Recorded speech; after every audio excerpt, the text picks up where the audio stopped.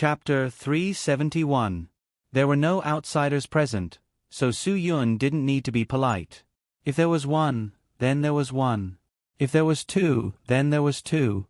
When they were almost done drinking, they were ready to eat. After eating, they went back to their own homes and find their mothers, because there was no longer any problem with his body. The old man used the silver needles to force out the internal energy that injured people. Combined with the various elixirs in his small backpack, even if Su Yun died at that time, he estimated that he would be able to pull people back from the palace of the King of Hell. Under Su Yun's urging, Cho Yun cooperated and let the old man check her pulse. This time, something really happened. The old man really felt that something was wrong, but he didn't say this to Cho Yun. Instead, after Cho Yun left, he told Su Yun. Cho Yun's body seemed to have something that sealed her state of mind, so it took her a long time to break through to the next stage. That thing that the old man couldn't say was especially inconceivable. It was obviously not innate. If it was innate, then Cho Yun would definitely not be able to become an expert. That thing seemed to be formed by an even more powerful expert using Zhen Qi. Although it seemed to be something that sealed Cho Yun's state of mind, it was actually protecting Cho Yun's state of mind. It was definitely not done by someone with evil intentions. Because if it was done by someone with evil intentions, then it could completely seal Cho Yun's state of mind. In that way, Cho Yun would be completely reduced to a cripple. The person who did this definitely wanted to protect Cho Yun's state of mind.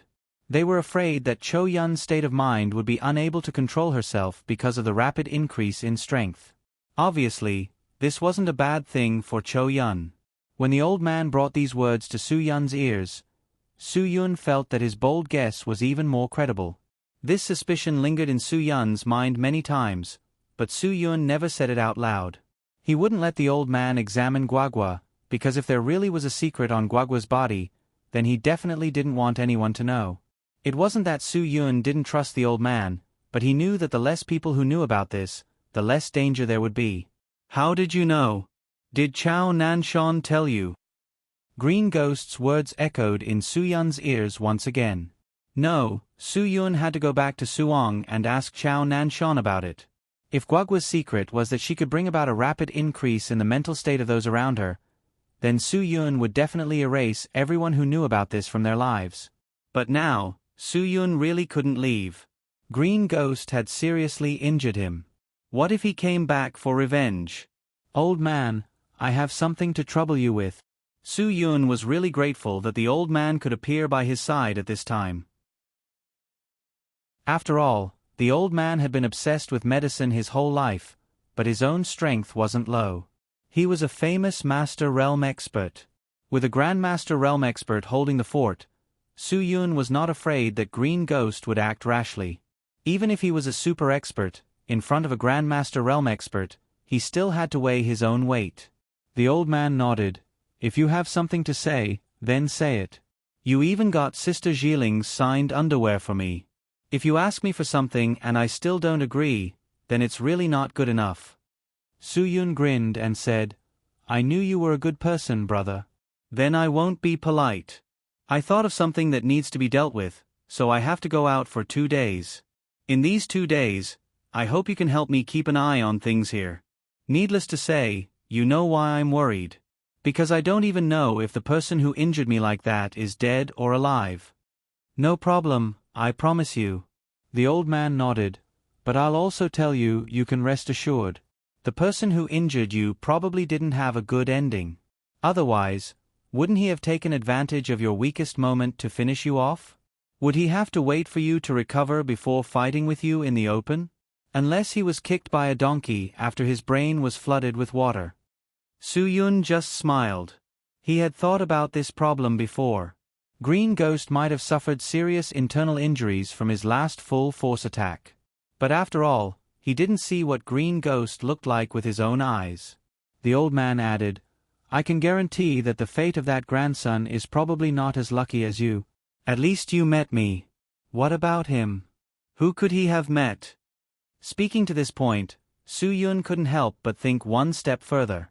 Since Green Ghost had already joined the Netherworld King's subordinates, then if he was injured, he wouldn't lack fierce doctors from the underground world to help him. Brother, do you know Pang Juanda? And Pang Juanda, that guy who calls himself Ghost Doctor?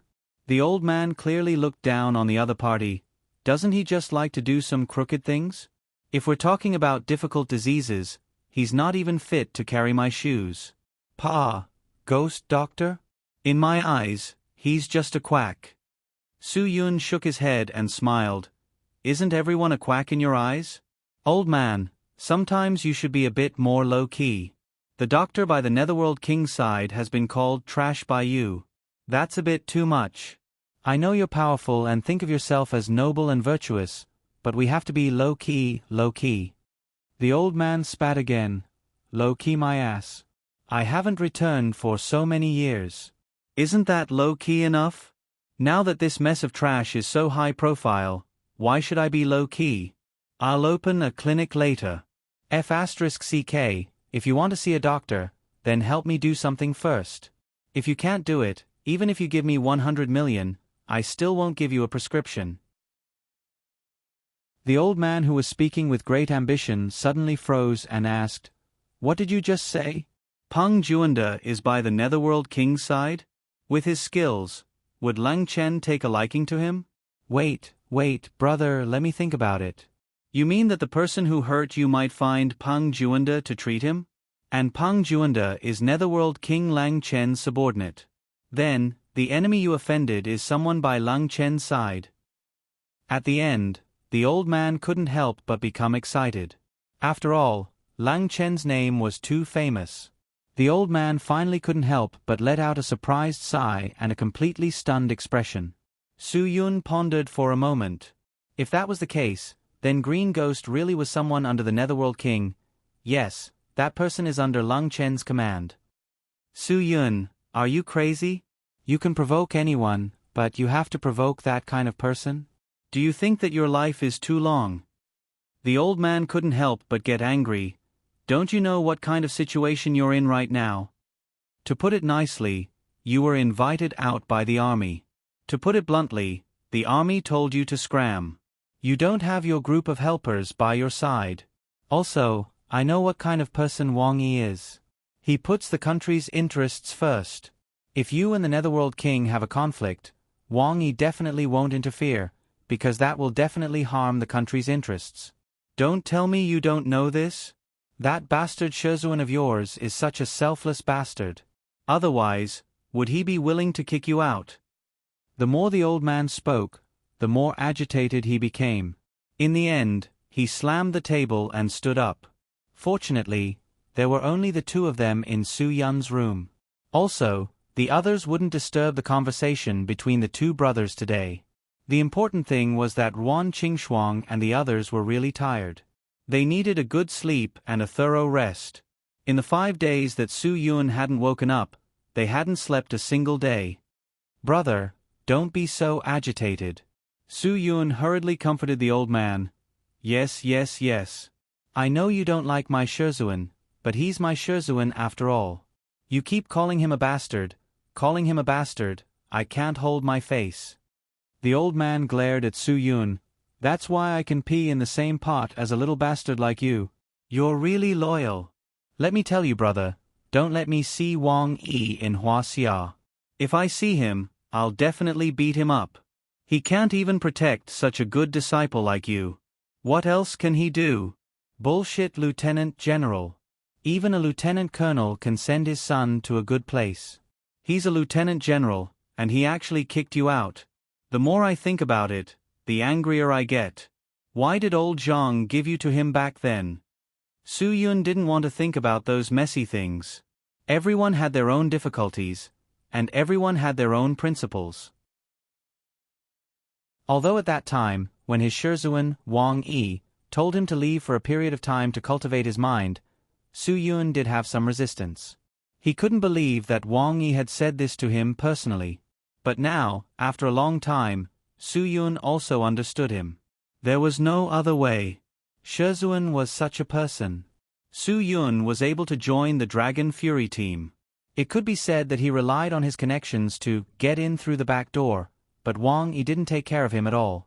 He trained as he should, and if he didn't listen, he scolded him. He even told him to get lost if he couldn't do it. Su Yun was trained like this. Wang Yi never gave him more than a smile, and never gave him less than a scolding. Okay, old Bumpy. Between you two brothers. It's between you two brothers. We're different. Although we're brothers, your brother is still my Shezuan. Su Yun said with a smile, I'll put down my words first. I'll leave these 2 days to you. I'll leave early tomorrow morning. Old Topsy-Turvy still hadn't recovered from his anger. He just nodded and casually took off his clothes to take a bath. Because Ruan Qingshuang felt that Su Yun and Old Bumpy should have a lot to talk about, she didn't prepare a room for Old Bumpy alone. Old Bumpy had always been like this. It didn't matter where he lived. He wouldn't feel embarrassed to live in the same room as Su Yun. Su Yun saw that Old Bumpy went to take a shower, so he called Chong and asked him to pick him up at the hotel at 6 o'clock tomorrow morning. This time, he brought Chong to Suong and let Chong drive. It was just to prevent himself from falling asleep without any symptoms. That way, at least someone could bring him back. Moreover, there wasn't any danger to find Chao Nanshan this time, so Su Yun felt that bringing Chong was enough to deal with ordinary matters. It wasn't a big deal. He could handle it himself. He didn't plan to tell Ruan Qingshuang and the others in advance. He was afraid that they would stop him because they were worried. Chapter 372. The next day, Su Yun woke up at 5:30 a.m. and packed up. At 6 a.m. sharp, he left the Medicinal Cuisine Hotel with Chong, who was waiting for him downstairs. The old man naturally heard Su Yun wake up, but he did not open his eyes. He continued to sleep comfortably. Su Yun was an adult. He did not need him to instruct him to do his own things. He was not a woman. He did not have to be so indecisive. Chong was very excited. This was the first time he was going on a long trip with Su Yun. It was to a big city like Suong. Of course, he was excited. In the past, Chong was a hooligan on the streets of Hadong City. Now, he was a respected brother Chong. Therefore, Chong took this trip very seriously. He was dressed in a small suit, a white shirt, and a tie. In the words of Hadong City, he was really shameless. How is it, Brother Yun? I'm not embarrassing you, right? It's a few thousand yuan. As Chong drove, he did not forget to tidy up his tie. Brother, aren't you dressed too casually? Aren't you going to do something? Why are you wearing casual clothes? Su Yun was wearing a sports casual jacket, hiking pants, and a pair of white shoes. No matter how one looked at it, he looked like he was going out to fish for nothing. He did not look like he was going to do anything at all. I think I'm embarrassing you by dressing like this, Su Yun said angrily. If we stand there, we'll definitely treat you as the boss. Really? Don't. Brother Yun, don't say that. Alright, I think I should go home and change. Chong felt awkward wearing clothes that cost a few thousand yuan. I'll get dressed casually too. Look at me. It's like I'm going to meet the president of a foreign country. Su Yun smiled. There's no need to change. Let's go quickly. We'll get there before noon.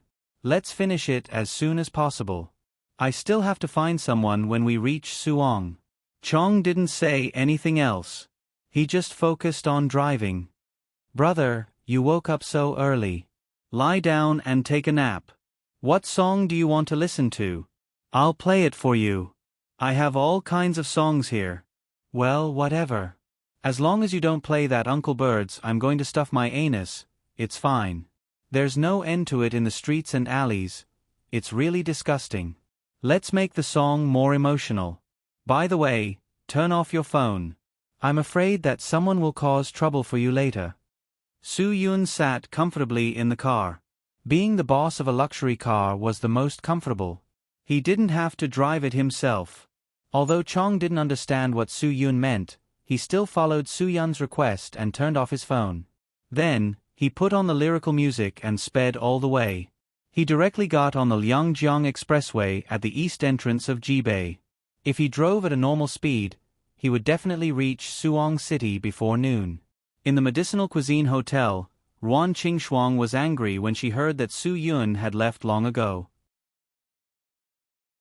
She kept saying, "This is nonsense. Why don't you take a look at your body's condition? You just woke up and you went out again. What's the hurry?" The old man yawned. With so many women angry, he didn't have any intention of exonerating Su Yun. It was said that a woman was equivalent to 500 ducks. Even if this woman was a top-grade beauty, she was still equivalent to 500 ducks. Not a single duck could be missing. There was no discount. The old man didn't want to be quarreled to death by 2,000 ducks, so he obediently chose to remain silent. "I really can't do anything about him." Cho Yun was also angry, but she still had to send Guagua to school. "Sister Qing Shuang, I'll take Guagua away first." "Don't be angry. There's no point in being angry. Anyway, he's already left." "Well, take care." Ruan Qingxuang nodded. Qin Wan endured for a long time and finally couldn't bear it anymore. She pointed at Dan Jiahao and asked, "Did you see clearly that it was Chong who came to pick up Su Yun?" Dan Jiahao was afraid of getting into trouble, so he quickly nodded. "I'm very, very sure that it was Brother Chong's car. He went straight east after picking up Brother Yun. Before Brother Yun came down, I talked to Brother Chong for a while. Brother Chong said that he was going to the province to do something big." To be honest, Dan Jiahao was very envious. He also wanted to go out with Su Yun to do something big. Bullshit. Qin Wan was so angry that she cursed. It's not like Chong doesn't know Su Yun's condition. How can he take him away casually? No, I have to call Chong and ask him to bring Su Yun back immediately. I think we should forget about it. At this time, they must be on the highway. It's not convenient to answer the phone while driving on the highway. Tang Jiu was more sensible and stopped her. Ruan Qingxuang heard that it was a matter of safety and nodded. "Safety first. Don't call. They may not listen to you even if you call. One of them doesn't drive." Qin Wan snorted and then dialed Su Yun's phone. Soon, the robot's message told her, "Sorry, the number you dialed is temporarily unavailable. Please try again later." How dare he turn off his phone? Qin Wan was even more angry. She immediately dialed Chong's phone. Again, the message was, "Sorry, the number you dialed is temporarily unavailable. Please try again later." Isn't it obvious that he turned off his phone? He's afraid that we will call and question him. Qin Wan was so angry that she almost threw her phone. Obviously, Su Yun told Chong not to turn on his phone. This guy obviously doesn't listen to us. The old man smiled helplessly. Allow me to say something, I'll just say something. You guys must be very annoyed with me right now because I let Su Yun go without telling you guys. But I want to say that since I dared to let him go, it means that his body is really fine. Ruan Qingxuang shook her head embarrassedly. "Mr. Wu, please don't say that. We can't thank you enough. How can we be annoyed with you? Please don't say that. It's great that you can be so understanding." The old man was really afraid that he wouldn't be able to please him. When Tang Jiu saw that Su Yun had also left, she also proposed to return to Jibei. Her driver and secretary were waiting for her in Hadong City. She hadn't been home for a week. Now, it was the initial design of the artificial river project. She needed to check it out. As for the refurbishment of the river, she had already given this job to the engineering team of the Three Tigers of Nanqing, Lu Feng, 3 days ago. This gave her a reason to stay in Hadong City for a week. Otherwise, if she returned to the company, there would definitely be gossip. Since Tang Jiu insisted on leaving, Ruan Qingxuang and Qin Wan didn't ask her to stay. After all, she was a family and could come back at any time. After Su Yun's life and death situation, the relationship between the women had changed subtly. After all, they had served the same man together. Qin Wan suddenly realized that she had been fired for a week, and no one had sent her any news of returning to work. It seemed that she really needed to find some evidence that could be used against Feng Guaqing before she could return to the police station. When the women in the medicinal cuisine hotel left and busied themselves, the hotel finally returned to its former tranquility. Dan Jiahao held the martial arts secret book, and muttered it over and over again. He could now memorize the 12 sections of the brocade formula very skillfully. Regardless of whether he understood it or not, Dan Jiahao now felt that he had the demeanor of an immortal. Especially when he was facing the old man, he always had a very grateful smile on his face. It was as if the old man had brought him into a world of cultivation. The old man felt embarrassed every time. He felt that Dan Jiahao had misunderstood him because the 12 sections of the brocade formula wasn't that magical. After a morning of running, Su Yun and Chong finally arrived in Suong City. Su Yun didn't know if it was because the corrupt officials in Suong City had all fallen from power, but the sky in Suong City seemed especially bright. "Brother, where are we going now?" Chongzi's excitement increased again. "Let's find a hotel to stay in first," Su Yun said. "Anywhere. Look around." Chong groped his way through the streets of Suong City. Looking at the beautiful women on the streets, he felt refreshed. Soon, he found a chain hotel. The standard wasn't too high, but it was very good. It could be said that it was about the same level as the Medicinal Cuisine Hotel. However, Suong was a big city, so this standard hotel wasn't like the Medicinal Cuisine Hotel in Hadong City. It was a landmark building. Originally, Chong thought that after finding the hotel, he could face more difficult challenges. In the end, Su Yun said that he could watch TV or walk around in the hotel. It was also good to go to the hotel's internal coffee shop and bar to pick up girls. He wanted to go out and do something himself. Upon hearing this, Chong was unwilling. "Brother, I didn't come out with you to watch TV. It's just for fun. Look at what I'm wearing. You should know that I'm really here to help you. Aren't you making me feel uncomfortable if you go alone?" "Chong, it's not that I don't want you to go, but you'll be helping me if you stay here." Su Yun knew how Chong felt. In order not to make Chong feel bad, Su Yun could only lie. "Because we're being followed, I have to let you stay here to attract the other party's attention." This time, Chong Zi was energized. However, his spirit was quickly suppressed by nervousness. After all, even Big Brother Yun had almost died from his injuries a few days ago. If Brother Yun's opponent came to find trouble with him, he would die without a burial ground. "But don't worry. I guarantee that they won't dare to do anything in the hotel. As long as you don't leave the hotel, they'll think that I'm still in the room." The more Su Yun made it up, the more upset he felt. However, this was a last resort. He didn't have time to explain it to Chong. When Chong believed him, Su Yun left in relief. It was nonsense that someone was following them, so he could rest assured that Chong was alone in the hotel. Thus, he quickly went out and hailed a taxi. To the Chin clubhouse.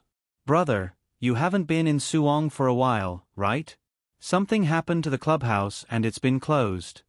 The taxi driver was quite kind and greeted Su Yun. Su Yun smiled. "Yes, it's fine. Just go."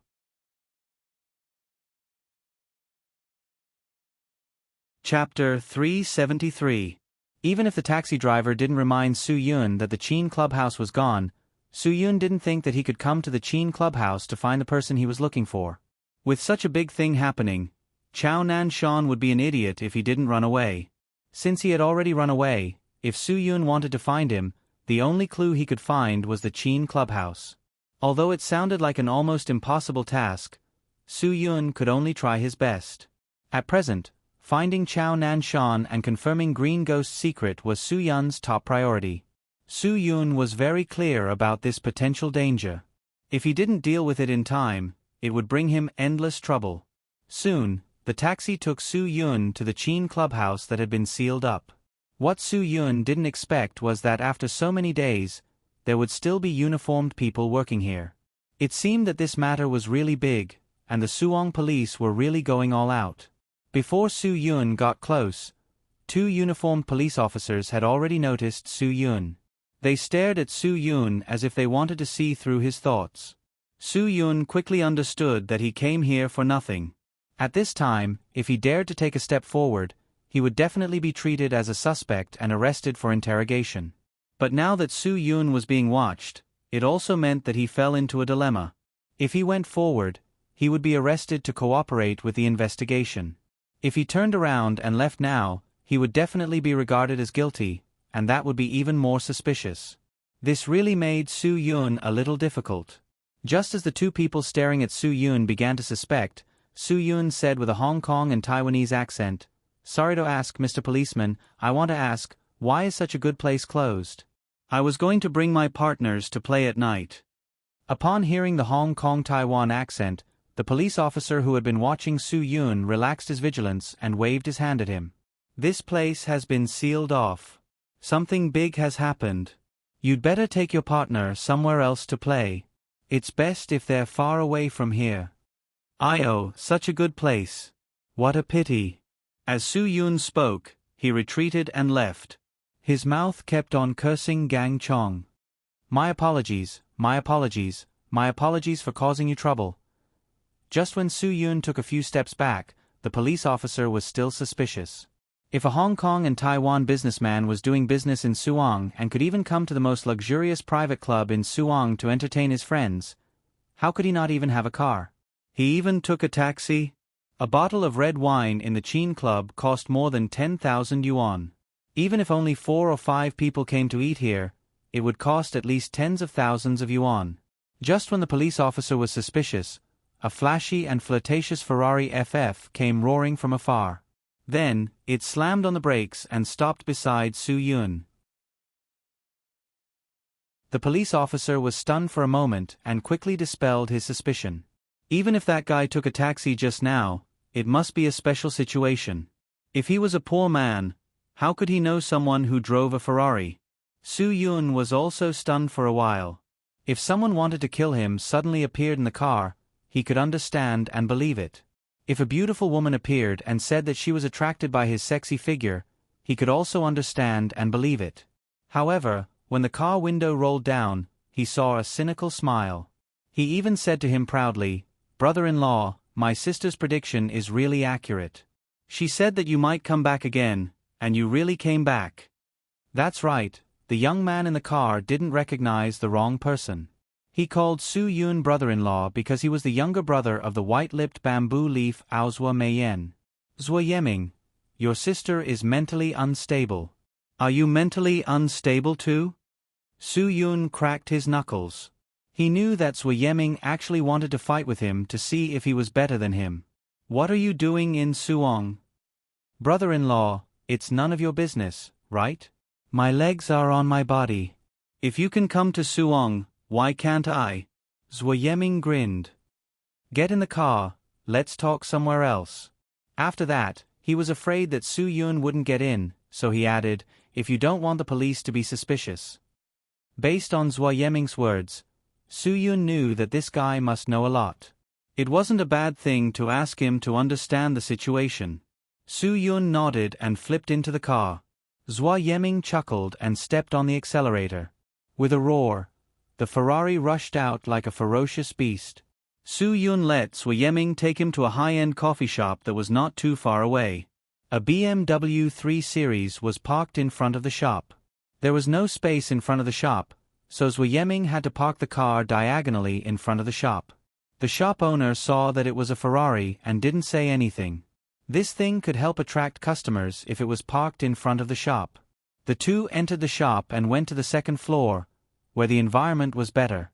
After ordering 2 cups of coffee, Zwa Yeming said with a cheeky smile, "Brother-in-law, this one is on you. I've been waiting here for you for many days. I don't have much money on me. If you didn't come, I would have gone to the streets to beg for money for dinner." "You drove a Ferrari to beg for money?" Soo-yoon was really speechless. "How dare you take me to such a high-end coffee shop to drink coffee without money? Can't you just find a Starbucks?" Zwa Yeming shrugged. "Brother-in-law, aren't there many people in those shops? I know you must have something to ask me. That's why I took you to such a quiet place." This place was really quiet. A normal person wouldn't be stupid enough to drink such expensive coffee. Just now, Soo-yoon took a look at the tea list. The cup of top-grade Blue Mountain coffee he ordered was actually priced at 766 renminbi per cup. What the hell? If this was a real Blue Mountain coffee, Su Yun would accept it. However, the production of real Blue Mountain coffee was only 40,000 bags per year. Moreover, because Japan had been investing in the Jamaican coffee industry, most of the Blue Mountain coffee was now in the hands of the Japanese. They also had the priority to buy Blue Mountain coffee. Every year, 90% of the Blue Mountain coffee was bought by the Japanese. Therefore, among the many countries in the world, only 10% of the Blue Mountain coffee could be bought. Therefore, no matter the price, the demand for Blue Mountain coffee always exceeded the supply. The so-called Blue Mountain coffee, sold in the coffee shops and hotels in Huaxia, could be said to be 9,999% of the coffee was not real Jamaican Blue Mountain coffee. They were coffee made with coffee beans from other places. Therefore, even if this cup of coffee was sold at such a high price, Su Yun still wouldn't believe that this thing was real. At this time, there were really 3 silly young people who came to drink coffee on the second floor of the shop. The man was dressed from head to toe in famous brands like Armani and Prada. The 2 girls were also holding Louis Vuitton and Gucci bags in their hands. Obviously, only those who lived a luxurious life could afford to spend money here. The 3 of them sat beside Su Yun and Zhuo Yeming. The men were laughing and joking, and the 2 girls were laughing so hard that their cleavage swayed. They didn't care about the other guests around them at all, as if this was their home. Su Yun suspected that if he and Zhuo Yeming weren't here, the 3 of them would really dare to play some random game. Then, if you have anything to say, just say it. I have other things to do. Su Yun didn't care about the price of the coffee and drank it directly. Zhuo Yeming looked at the coffee that cost more than 700 yuan in Su Yun's stomach directly. He was so angry that he almost fainted and rolled his eyes. Seeing this, the man next to him let out a disdainful sound and said coldly, "Country bumpkin." The man also wanted a cup of Blue Mountain coffee. Seeing Su Yun drinking it like that, he elegantly thought that it was a waste of natural resources. He picked up the cup and slowly tasted it with an intoxicated look on his face. Little did he know that he was paying a high price to taste the high-quality imitation Blue Mountain coffee elegantly. Su Yun didn't care. Others could say whatever they wanted. He just wanted to know if there was anything valuable in Zhuo Yeming's mouth. Therefore, he didn't even pay attention to the young man beside him.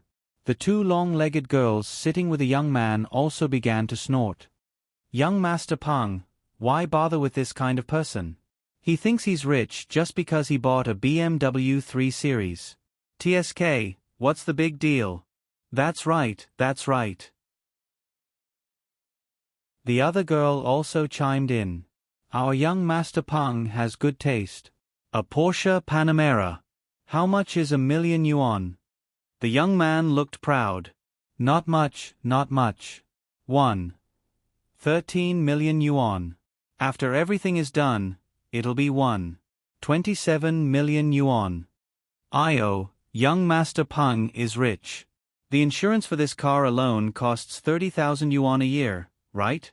The long-legged girl continued to praise. The young man was so happy that he wanted to reach out and pinch the girl. Su Yun didn't care about this. If he didn't like to listen, he wouldn't listen. He just pretended that there was no one around. However, Zhuo Yeming couldn't stand it. He was disgusted and turned around to face the young man. 13 million yuan. That's the lowest quality Panamera. Zhuo Yeming had a sly smile on his face. He deliberately emphasized the words, lowest quality, loudly. These 3 words were like a resounding slap to the young man's face. Su Yun smiled and didn't stop Zhuo Yeming from doing so. He also enjoyed the feeling of slapping the fool's face. There were many people in the world who didn't know the immensity of heaven and earth. They all thought that he was the most powerful person in the world. Think about it carefully. What are you so powerful about? No matter how powerful you are, can you be more powerful than the chairman? The chairman is so low-key. What do you have to be powerful about? The young man's face turned red after hearing Zhuo Yeming's words. He didn't know how to refute. Fortunately, the girl beside the young man helped him out. So what if it's the lowest quality? It's still a car worth more than 1,000,000 yuan. It's much better than a BMW 3 Series, right?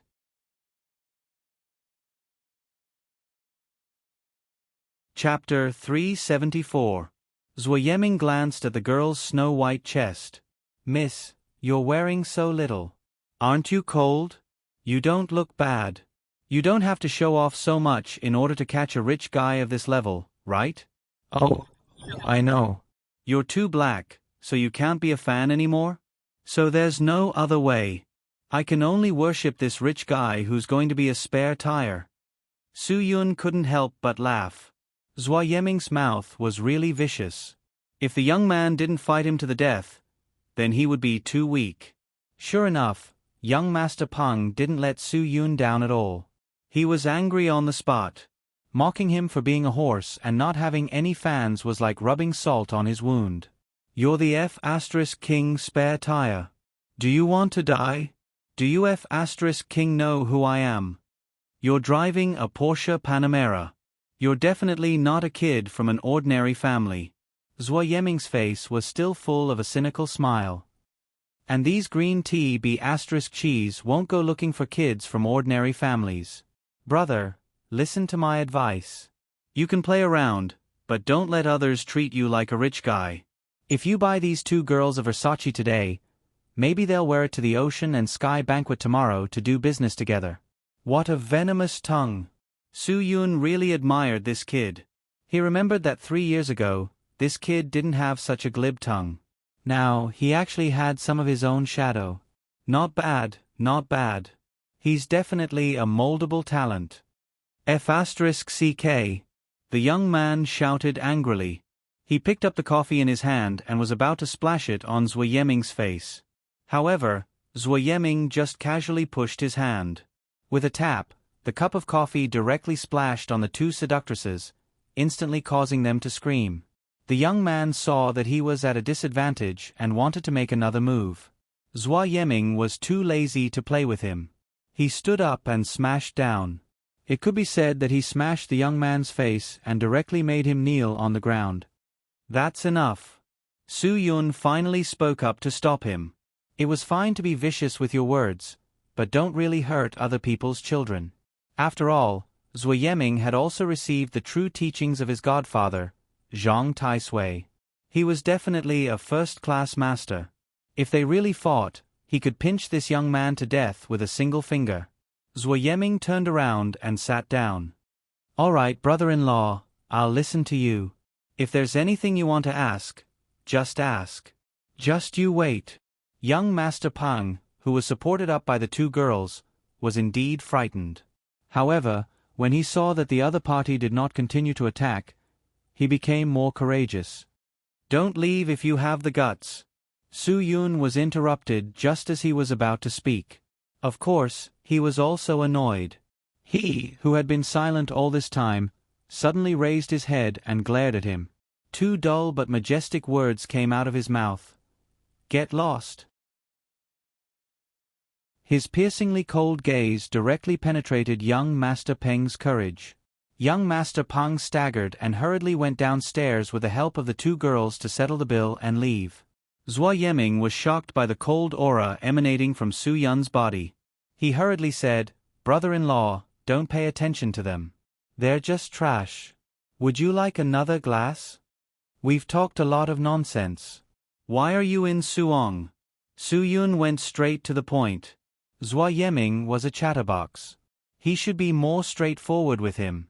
Otherwise, the topic would turn to the Somali pirates again. He was afraid that they would not be able to get an answer even after 3 to 5 hours. Zhuo Yeming also stopped being frivolous. My sister asked me to come. Why did she ask you to come? Su Yun was stunned. Of course, she asked me to clean up the mess for you. At the same time, I also wanted to find out what kind of trouble you caused in Suong. Zhuo Yeming grinned again. It's just that I really didn't expect that you could cause such an earth-shattering thing, brother-in-law. To be honest, I really didn't think highly of you in the past, but this time, I'm really convinced. I really didn't expect you to be so bold as to cause such a big commotion in the tiger's den alone. Su Yun was not interested in his flattery. Did your sister ask you to come here and ask Secretary Zhang about the general situation? To sound him out and see if anyone is targeting me. Brother-in-law, you think too much. If you don't want them to target you, then they definitely won't target you. I don't doubt that at all. Zhua Yeming said, my sister just asked me to get a general understanding. She's worried about you. You know that, right? Su Yun nodded, indicating that he understood Zhua Meiyan's intention. Then I have something to ask you. How did you know that if I came to Suong, I would appear in the Qin Club? Zhua Yeming shrugged his shoulders. Because I know that Lakeside View and Qin Clubhouse must be your doing. However, Lakeside View has already been investigated and sealed up. The government is about to auction off the 8 villas there. I don't think you will go, and the Qin Club. How should I put it? It's intuition. My intuition told me that you would come here. Why didn't my intuition tell me that you would be here? Su Yun muttered and asked again, since you have been targeting the Qin Club for a while, then I want to ask you, where is the boss of the club, Chao Nanshan? Has he been handed over to the police, or has he run away? Zhua Yeming shook his head. Neither. Su Yun frowned. He seemed to realize that there was indeed a third answer. He's dead. Zhua Yeming continued, and he died quite miserably. Brother-in-law, why are you looking for him? Nothing. Su Yun shook his head. Why didn't he think of Chao Nanshan's death? Because this was the most likely result. Although Su Yun couldn't confirm whether Guagua's secret was what he thought it was, at least this mouth was completely sealed. However, Su Yun thought that this was probably not good news. Although Chao Nanshan's death could ensure that Chao Nanshan's mouth was sealed. However, Su Yun couldn't be sure that Chao Nanshan didn't tell others this secret before his death. Do you know how Chao Nanshan died? Have you seen him since you came here? Su Yun asked. Zhua Yeming shook his head. After I came here, Chao Nanshan was already dead. He died in this club. Obviously, he was killed, but I don't know who killed him. The police in Suong are still investigating. Brother-in-law, do you know who the murderer is? Su Yun sighed. Do you think I'm Detective Conan? Chao Nanshan's death meant that everything was over. Su Yun's trip to Suong was in vain. The only thing he gained was that he met Zhua Yeming. He even lent Zhua Yeming 1,000 yuan as the highway toll. Su Yun didn't understand why Zhua Meiyan was so stingy with him. Was this brother of hers really related to her? After paying the bill, the two pushed the door open and left. However, the scene at the door completely shocked them. Young Master Pang, who had been humiliated by them, was leading 5 or 6 brothers to smash the 3 Series BMW at the door. They were smashing it very hard. There were many onlookers, but no one dared to stop them. At this time, Su Yun finally understood why the coffee in this cafe was so expensive. It was well decorated and had good soundproofing. The two of them were on the second floor, but they didn't hear the loud noise on the first floor. When enemies met, their eyes turned red. When the young man saw Su Yun and Zhua Yeming coming downstairs, he sneered. Do you know that this is the result of offending me? I smashed this car. What can you do to me? After that, the young man's 5 or 6 brothers all stood behind him. They looked like they were not afraid of trouble. The 2 long-legged girls also stared at Zhua Yeming fiercely. Because of Zhua Yeming's push, their branded clothes were stained by the coffee. Zhua Yeming shrugged. Just smash it. It's none of my business. Su Yun was also puzzled. There were really all kinds of crazy people in this society. How much did this person hate the 3 Series BMW? Why did he not like it? He belittled it upstairs and smashed it downstairs. Young Master Peng was also puzzled now. He had smashed their car like this, but they were not angry? Their temper was too good. It was like they were 2 different people upstairs. Then, young Master Peng was dumbfounded, because Zhua Yeming and Su Yun actually ignored him and walked straight to the Ferrari FF that had been dazzling everyone's eyes. The 2 of them sat in the car, and Zhua Yeming rolled down the window and looked out in disbelief. This time, young Master Peng was dumbfounded. Just now, when he and a few friends smashed the 3 Series BMW, he told them not to hurt the Ferrari FF. It was more than 3 million. Obviously, this was something that only first-rate rich people in Suong could afford to play with. As for young Master Pang, who drove a Wampanera of more than 1 million, second-rate rich people like them could not afford to offend a first-rate rich person. Now, it was not difficult for anyone to understand why they dared to smash the BMW 328 Li. Because in Suong, people who drove 328s were at most third-rate rich people. They could afford to offend them. They could afford to smash it. They could afford to pay for it. Girls, your clothes are dirty. Why don't I drive you to Dior to buy some clothes? Before Zhuo Yeming drove away, he deliberately stopped in front of the 2 girls and said to them with a smile. The faces of the 2 girls changed really quickly. They immediately walked up to Zhuo Yeming and squeezed their cleavage with a smile on their faces. Can I, handsome? Thank you so much. As the 2 talked, they were secretly happy that they had hooked 2 bigger rich people. Thank your sister. I was just joking. You believe me? You are really big-breasted but brainless. Zhuo Yeming sneered and stepped on the gas pedal. He did not look at the 2 girls whose faces had turned red. Because the 2 girls were so greedy, young Master Pang was also angry. He went forward and scolded them for being trash. The 2 girls did not hold back and fell out with young Master Pang on the spot. They shouted at him, saying that he was driving a broken Wampanera to show off. In the end, he kicked a big stone that drove a Ferrari. He deserved it. However, they did not have a good time. The owner of the smashed BMW 3 came. A woman saw her beloved car being smashed and immediately made a call. Soon, the man who raised her came. Young Master Pang was dumbfounded. The owner of the BMW was Zhu Laohei's mistress. Zhu Laohei was considered a well-known figure in the Suzhou and Hangzhou underworld, so he gave them a good beating. In fact, this proud young man should be sober. Fortunately, Su Yun had left. If Su Yun was here, Zhu Laohei would directly beat them to death and feed them to the dogs when he saw that they dared to provoke Su Yun.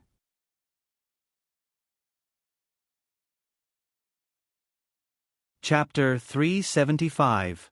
After the 2 of them left the rip-off coffee shop, Su Yun asked Zhuo Yeming to send him back to his hotel. Zhuo Yeming didn't hesitate to drive Su Yun to his destination. When Su Yun got out of the car and was about to leave, he asked, "Brother-in-law, how many days are you going to stay here?" Su Yun thought for a moment and said, "I'm not sure. Do you have anything else to say?" "What I mean is, if you feel bored by yourself, I can stay with you." Zhuo Yeming smiled and said, "But brother-in-law, you know that my sister is too harsh on me. I don't have much money in my pocket, so can you help me? Didn't I give you 1,000 for the toll? It's enough for you. I don't need you to stay with me. I'll solve my own problems." Su Yun shook his head and said, "Well, you should go back to Jibei. I won't keep you. Bye-bye. Don't treat me as a nouveau riche. I don't have much money. Also, don't call me brother-in-law in the future. Your sister and I haven't even started dating yet." "No, it should be said that we haven't even started dating." Zhuo Yeming didn't seem to mind at all. "Okay, brother-in-law." "No, brother, I'll go play first." "Don't make me promise. Think about it. Let's talk about it at night. I'll take you out for dinner tonight." Su Yun didn't agree and walked directly back to the hotel. Zhuo Yeming looked at the gas gauge. There was no more gas, so he went directly to the gas station. Anyway, he had asked Su Yun for 1,000 yuan. He didn't want to cheat Su Yun of his money, but he really didn't have any money. Sports cars used a lot of gas, so the gas tank was also big. After filling up, Zhuo Yeming spent 800 yuan of the 1,000 yuan that Su Yun gave him. If he didn't get some gas at night, Zhuo Yeming still didn't have enough money to go back to Jibei. Yes, he couldn't even pay the toll of the highway. Anyway, there was only 200 yuan left. Zhuo Yeming didn't care so much. Since Su Yun didn't want to treat him to lunch, the 200 yuan was enough for him to find a place to eat. As soon as Su Yun returned to his and Chong's hotel room, he smelled a delicious smell. Chong had just ordered pizza and steak from the hotel, but because Su Yun said that he was not allowed to go out, he did not dare to go out. Just now, Chong looked out of the window and saw Su Yun getting in and out of the Ferrari. "Great, I'm hungry too. Is there enough food?" Su Yun said as he washed his hands and came to the front of the delicacies. Obviously, Chong had ordered a lot of things, enough for 3 people to eat. Thus, he did not hold back and directly attacked. "Oh my God! Brother Yun, who is that?" Chong asked Su Yun with his eyes wide open as he ate the pizza. Su Yun glanced at him. "What do you mean by who?" "The guy who drove the Ferrari. I saw him from upstairs." Chong's eyes widened. "Brother Yun, to be able to drive that thing, he has to be a first-class rich kid in Suwon, right? If he was in Hadong, he would definitely be a first-class car." After thinking about it, they were already considered first-class in Hadong with Su Yun.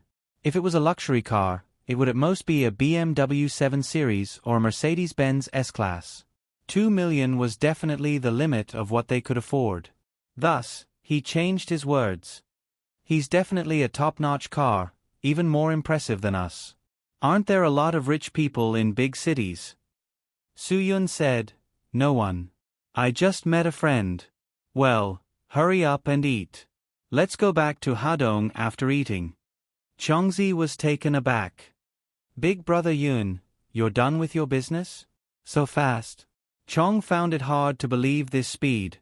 It didn't seem like he was here to do something. It seemed like he was here to meet someone. "Brother, since we're already here, let's play here for a day. There seem to be quite a lot of beauties at the nightclub in Suwon, right?" "Hee, brother, I was playing with Mo on this phone just now. I asked a few girls around to play tonight." Su Yun ate his pizza calmly and continued, "The person I came here to find is already dead, so I didn't do what I wanted to do. I'm sorry, Chong, I'm really not in the mood to play."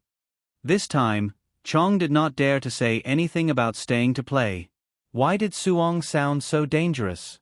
Lives could be lost just like that. This was not Hadong. Chong did not feel safe anymore. "It's okay, brother Yun. Let's go back. We'll play when you're in the mood." After Chongzi finished speaking, he sped up his eating speed. Now, Chongzi didn't have a good impression of Suwon anymore. He was afraid that if he stayed here for another minute, he would also be left here. After the two of them had a meal at the hotel, they took the deposit and left. Although Chong was a little tired from the continuous journey, Chong still forced himself to rush back. Su Yun did not say much on the way. His mind was too complicated. It was so complicated that he did not even want to move or think. Su Yun's head hurt when he thought of the shocking secret that Guagua might have. Could it really be related to Guagua that his mental strength had increased so quickly? Cho Yun had the power that almost sealed the growth of her mental strength, but she could still break through and advance. Could it really be related to Guagua? Anyone who was with Guagua could improve by leaps and bounds.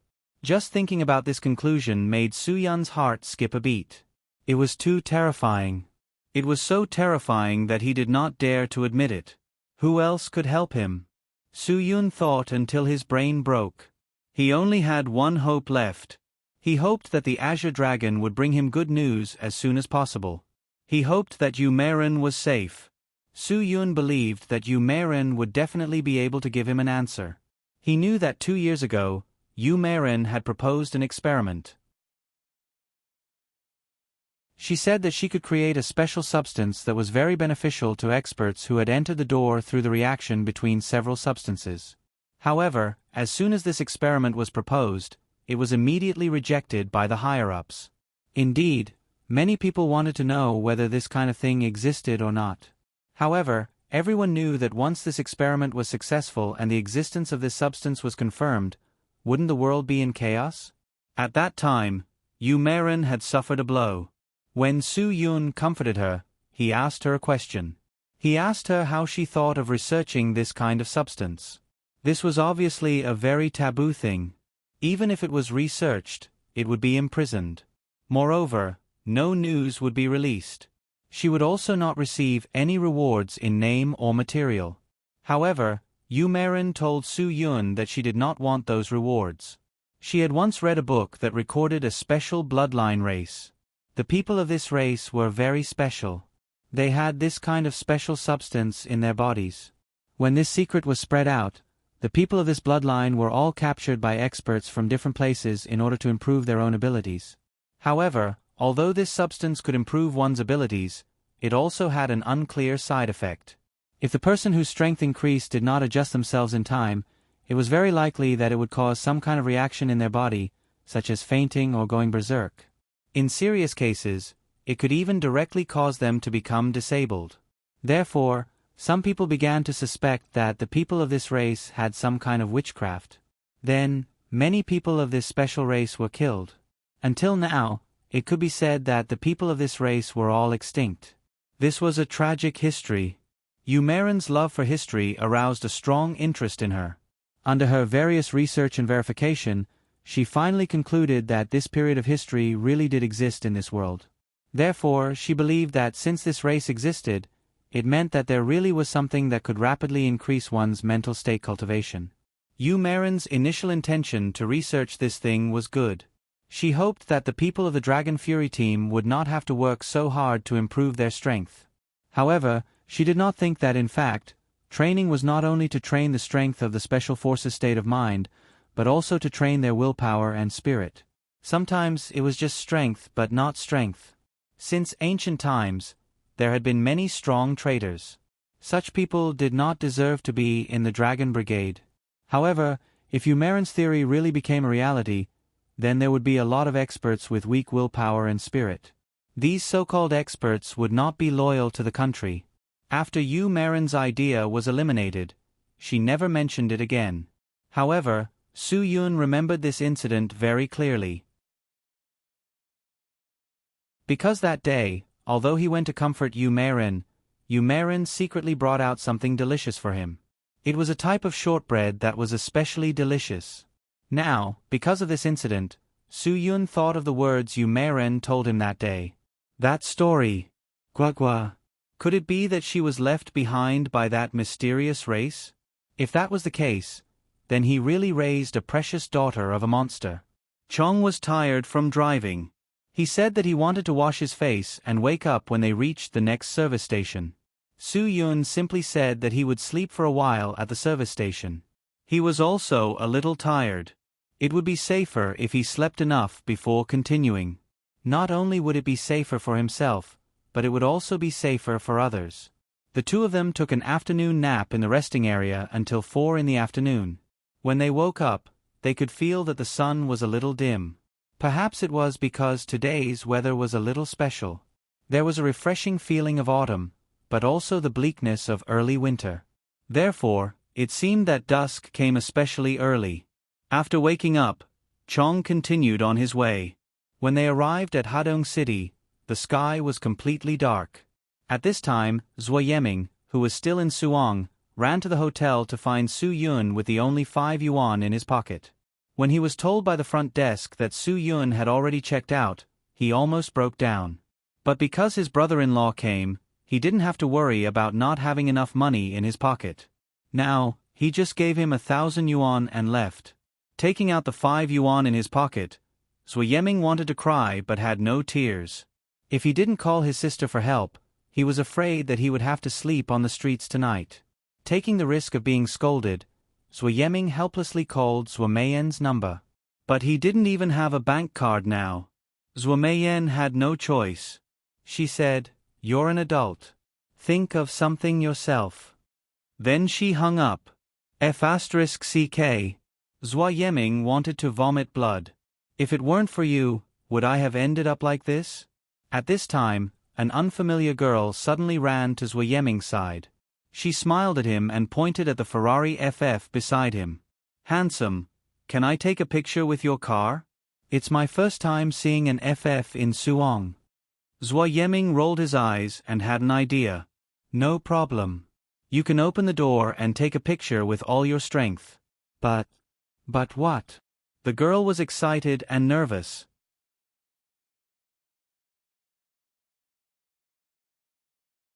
Chapter 376. Because Su Yun and Chong didn't say that they would come back today, and they couldn't get through to their phones, no one planned to wait for them to have dinner. When they came back for dinner, they found that there were only leftovers left. Ruan Qingxuang and Qin Wan had already discussed that they would teach Su Yun a lesson and let him know that if he went out like this again, the consequences would be very serious.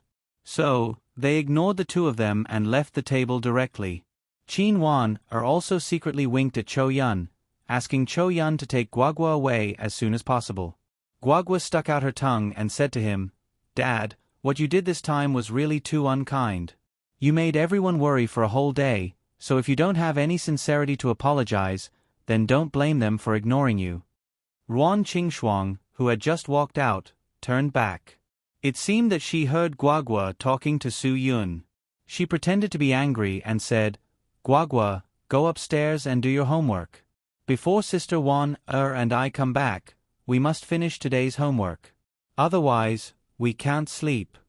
"Sister Qingxuang, don't worry. I will supervise her." Cho Yun smiled faintly and said, "I will make sure that she finishes her task. You can go without worry. I also want to go and relax." "Why don't you take me?" Guagua pouted and looked very unwilling. "Humph, if you don't take me, I will go by myself when I grow up." "I won't take you." Su Yun couldn't help but ask, "Where are you going?" Qin Wan rolled her eyes and said, "Do we need to tell you? We are free to go wherever we want. It's none of your business. You didn't tell us where you were going. Why are you asking us now?" A series of questions made Su Yun completely speechless. Forget it. They could go wherever they wanted. Anyway, it was useless for him to say anything now. These two just wanted to make him angry. Maybe he just went out for a walk. "All right, Wan, let's go." Ruan Qingxuang seemed to be really angry. Not only did she not think that Qin Wan had gone too far, but she also urged her to ignore Su Yun and let Su Yun think about what he had done wrong. Seeing the two of them leave, Cho Yun urged Guagua to go upstairs as well. Guagua was a little biased towards her father. "Dad, don't worry. Sister Wanner heard from Uncle Qin that the people from the municipal party committee are having dinner outside, so she's going to stay there and follow Feng Guaqing to see if that bad guy will do anything bad." "Oh."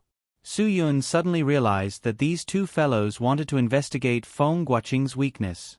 But if they were to stay here and guard the place, it would be difficult for them to gain anything, right? "It doesn't matter. Since they like to do this, then let's do it." "Oh right, Cho Yun, where's old Butu?" Su Yun was slightly stunned. He felt a little lonely. Thinking about it carefully, it was because old Butu was not around. Cho Yun originally did not want to bother with Su Yun, but since Su Yun asked, she said, "Then tell me, where did you go? Did you go to Suong?" Before Su Yun could speak, Chong exclaimed, "Io, Sister Cho Yun, you're really a genius. How did you know we went to Suong? That's too awesome." Chong did not see Su Yun glaring at him. He was still talking excitedly. Cho Yun frowned. "Why did you go to Suong again?" "I was just taking a look." Su Yun smiled. "It's fine. Didn't I come back that day? And I have a feeling that that person doesn't exist anymore. He's no threat to us." Cho Yun knew that Su Yun was talking about Green Ghost. "Why do you say that? If the threat is still there, I believe old Butu won't leave. Because this old bastard promised me that he would stay here to take care of you." Su Yun shrugged helplessly. Old Butu was always so unpredictable. He knew it would be like this. "Who said that?" A hoarse voice shouted as he walked in from outside. Dan Jiahao eagerly went up to greet him. "Old Mr. Wu, you're back. Have you eaten yet?" He was sweating profusely and was even more affectionate than his own father. This was all thanks to that chant. That chant allowed Dan Jiahao to find the existence of qi in his body. Old Butu said angrily to Su Yun, "You ran away just like that, leaving me to guard this group of women. Do you know that a woman is equivalent to a few hundred ducks?" "Huh? With 2,000 ducks around me, do you think I can still eat? When I was eating, I ran out and bought a bowl of braised meat noodles. It's just next door. Alright, the taste is not bad. The braised meat is free. I bought 3 bowls. If the noodles were free, would you still be able to eat 3 bowls? Soo-yoon rolled his eyes. This guy, he was really speechless. Guagua pulled Cho-yun's hand. Sister Cho-yun, let's go. Even if I'm a child, in the eyes of this old man, I'm definitely 500 ducks. Let's not bother him with 1,000 ducks. Old Buta laughed and made an understanding gesture to Guagua. Guagua stuck out her tongue and made a face. Then, she pulled Cho-yun and ran away. Where are the 2 girls? Old Buta looked around. They were angered by Brother Yun and left. Chong continued. Soo-yoon glanced at Chong. Why don't you hurry up and go back? What are you doing here? There's nothing to eat. Are you going to starve and drink the northwest wind with me? You're still counting on the kitchen to cook for us. It's my treat. Old Mr. Wu, Brother Yun, let's go out and drink? Chong said with a cheeky smile. I know a place to eat goose meat. It's really good. The taste is absolutely amazing. We can have a good night's sleep with a bottle of white wine. Soo-yoon was really tempted. He raised his head and looked at Old Butu. Old Butu agreed immediately. Okay. If I had known, I wouldn't have drunk the braised meat. I'm still burping now. It was the first time that Qin Wan did this kind of investigation without the identity of a police officer. Ruan Qingshuang was even more inexperienced. This kind of investigation and tracking made her particularly nervous. She always felt like a thief. Sister Qingshuang, relax. There's nothing to be afraid of. We just need to stay away from some people who are watching us.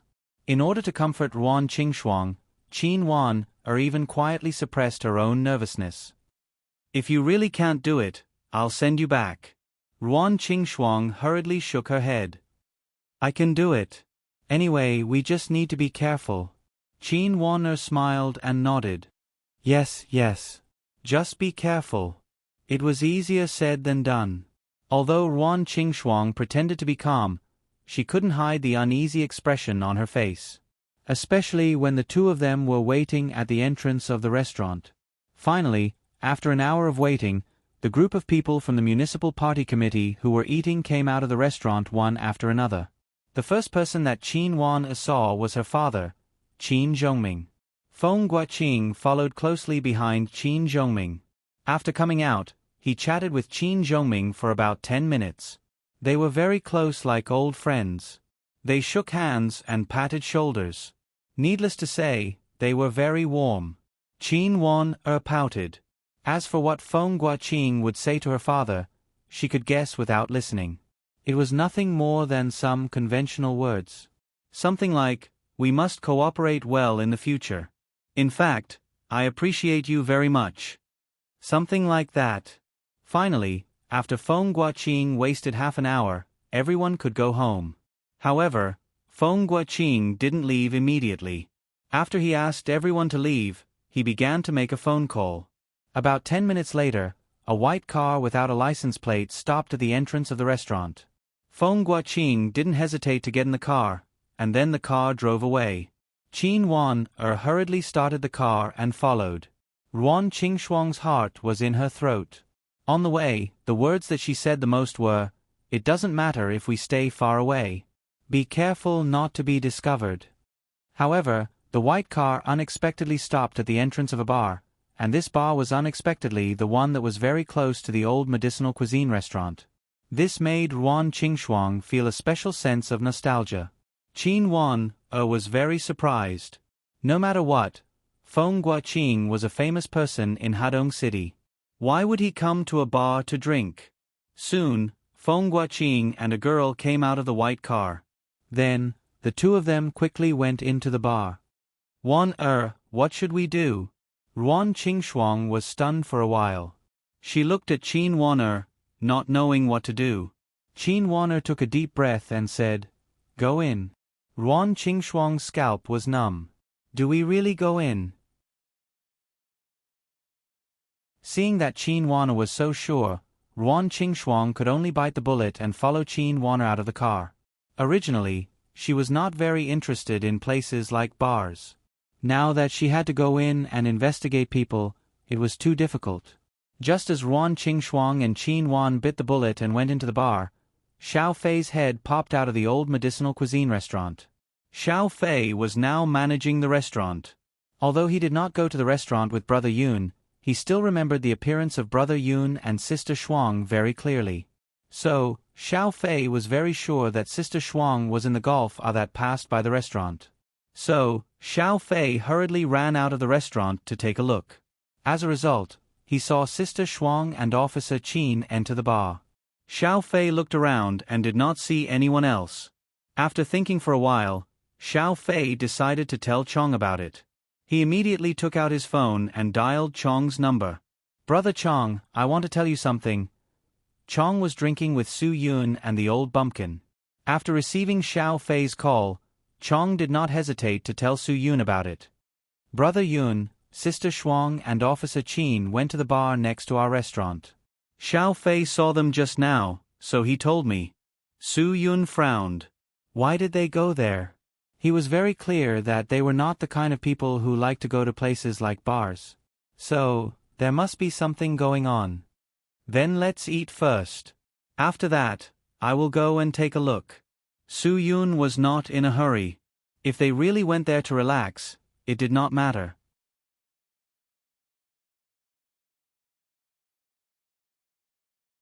Chapter 377.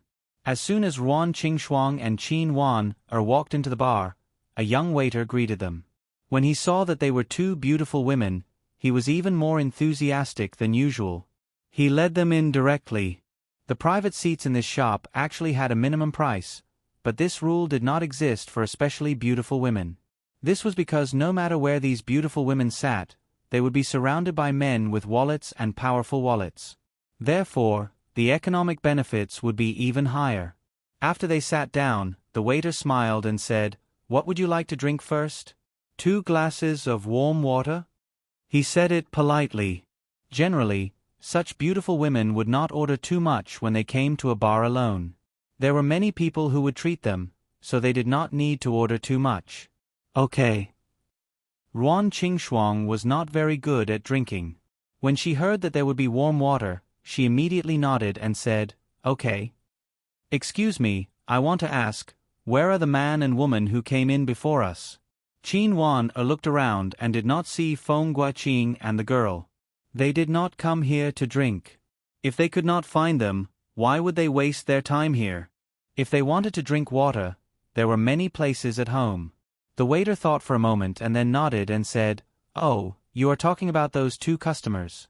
Do you know them?" They went to the VIP room inside. "If you are together, I will take you there."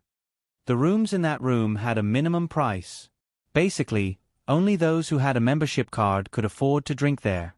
Qin Wan did not expect Feng Guaqing to have such a young mentality. He was comparable to a young man. In a small city like Hadong, there were very few people who were over 50 years old who went to a bar. No, we are not going there. We just saw an acquaintance and asked casually." Qin Wan smiled and nodded. The waiter made a gesture to ask them to wait and then went to get water for the 2. At this time, many men who came out to hunt had their eyes on the 2 pieces of fat meat.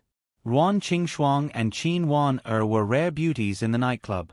Just by looking at their clothes, one could tell that they did not frequent the nightclub. Generally speaking, men liked fresh girls.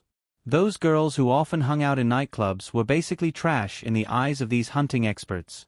They would only make a move on those girls when they couldn't find any fresh meat. Therefore, once a fresh piece of fat meat came to the nightclub, it would definitely be targeted by these flies in an instant. Moreover, when the waiter went to pour the warm water, he made a gesture that only the regular customers knew. This gesture meant that the 2 girls only wanted warm water. Usually, girls who didn't take the initiative to order drinks came here in the hope that a man would pay the bill. This was an unspoken rule of this club. Although the scale of this nightclub wasn't big, it wasn't small either. A nightclub with a separate VIP room was more or less something. Some hunting masters understood the meaning of the waiter as they revealed brilliant smiles. At the sight of their brilliant smiles, the waiter knew that one of them would definitely give him a considerable tip if he could catch their hands. Sister Frost, wait for me here. I'll go and take a look. I'll be back soon. Qin Wan said as she was about to get up. She wanted to go to the back and take a look at the room. After all, she wanted to get something on Feng Guaqing. Ruan Qingxuang looked quite nervous. Do you want me to go with you? Can you go alone? I think we should go together. If we go together, we will definitely attract attention. I will pretend to go to the bathroom. Qin Wan said firmly. Wait for me. I'll be back soon. If there is nothing, we will go. Okay. Then be careful. Ruan Qingxuang nodded. When she heard that they could go, she relaxed a lot. Well, hurry up. Qin Wan made an okay gesture. Don't worry. Then she left directly and walked towards the room that she was not familiar with. Just after Qin Wan's figure disappeared into the darkness, when the hunting masters were eager to try, a man with a strange face suddenly came and sat in Qin Wan's seat. The man's eyes were deep and his nose was flat. His appearance was really unworthy of the public, and his body was really tall. It was estimated that the guard of the Huaxia High School basketball team would be taller than him by a head. Just when the hunting masters were about to go up and compete, they were all stopped by a strange face. Obviously, the short man was definitely a combination of a short and poor man and a tall and rich man, short and rich. He brought bodyguards with him when he went out. He was definitely not an ordinary rich person. Just when the man was about to sit down, Ruan Qingxuang directly alerted him, "There is someone here." "Hello, beautiful." But the man did not directly answer Ruan Qingxuang. "My name is Nakamura Shunji. Nice to meet you. We are all out to play. How about we be friends?" Dongying. Ruan Qingxuang was stunned when she heard the name. This guy's Chinese was really surprising. He did not sound like a Dongying person at all. Seeing Ruan Qingxuang's shock, Nakamura Shunji seemed to be used to this kind of reaction from girls. He explained, "Although I was born in Dongying, I came to Huaxia with my parents when I was very young. They are all doing business in Huaxia. You also know that labor in Huaxia is cheaper, and Huaxia people especially like our Dongying things, especially electronic products and cars. So, if there is money to be made, it would be an idiot not to make it. Sorry, I am not interested in making friends with Dongying people." Ruan Qingxuang's face had already darkened. In her eyes, the Dongying people had always been the most despicable race in the world. This was because they had done many heinous things in history. Even now, these bastards still refused to admit that they had done those heinous things. They even tried to slander history, change history, and lie that they were innocent. Although Ruan Qingxuang did not dare to say that all the people in Dongying were bastards, at least 80% of the Dongying prime ministers and the group of people in the cabinet were such bastards. Relying on the fact that they could get support by barking in front of Mayor Rika, they repeatedly stirred up trouble and touched Huaxia's bottom line. Therefore, one could not blame Ruan Qingxuang for not liking the Dongying people. Even if there were good people in Dongying, those rats had already ruined their pot of porridge. However, this Nakamura Shunji did not mind Ruan Qingxuang's words at all. He continued to flaunt his background and strength. "Beauty, my family is in the electronics business in Huaxia. How should I put it? Although it is not very strong in Dongying, and cannot be compared to Panasonic, Sony, Toshiba, Sharp, Canon, and Fujitsu, it is still not bad. Last year, we entered the top 500 in the world. This is all thanks to your Huaxia's support." "Are you done?" "Sorry, I don't want to discuss this with you." Ruan Qingxuang could not hold back her annoyance anymore. Nakamura Shunji still did not mind. "I am usually busy in Shenzhen. I can't help it. My company is in Shenzhen. But this month, I wanted to have a good rest, so I decided to spend some time in the cities in the north of Huaxia to take a look. I heard that Hadong City is a 1,000-year-old ancient city with a rich cultural heritage. Moreover, the spirit of the city must be outstanding. I didn't expect that I really came to the right place. It is only my first night, and I am able to meet a beauty like you. I, Nakamura Shunji, am really honored. Ruan Qingxuang glared at him. Are you done? If you are, you can leave. Let me emphasize again, I don't like to be friends with Dongying people. Especially people like you. Even Ruan Qingxuang herself did not expect that her voice would have such a great penetrating power that it shocked everyone in the hall. This was a good scene to watch. Nakamura Shunji's face instantly fell. If they were in Dongying and a woman dared to not give him face, he would have slapped her. However, this was Hua Xia. Moreover, he wanted to experience the joy of having sex with a woman, so he forced himself to swallow his anger. He did not expect that he would encounter such a big rebuke. Normally, when he was in other cities, it was always easy for him to get his hands on women. Many Hua Xia girls, when they heard that he was the young master of one of the world's top 500 companies in Dongying, would stick to him and serve him comfortably like a god. This was the first time Nakamura Shunji had encountered a rebuke. However, he suddenly realized that he liked this kind of woman more because it was exciting. When Ruan Qingxuang got angry, a group of men immediately stood up for Ruan Qingxuang. A beautiful woman would never lack supporters anywhere. Just like a beautiful sunshine boy who played basketball, there would be a group of crazy girls cheering for him everywhere. The Japanese still want to cause trouble here. The one who took the lead was the bald brother. Normally, Ruan Qingxuang would never think of this guy as a good person. However, now, everyone put their country and country first. Ruan Qingxuang did not think that this bald brother was a bad person at all.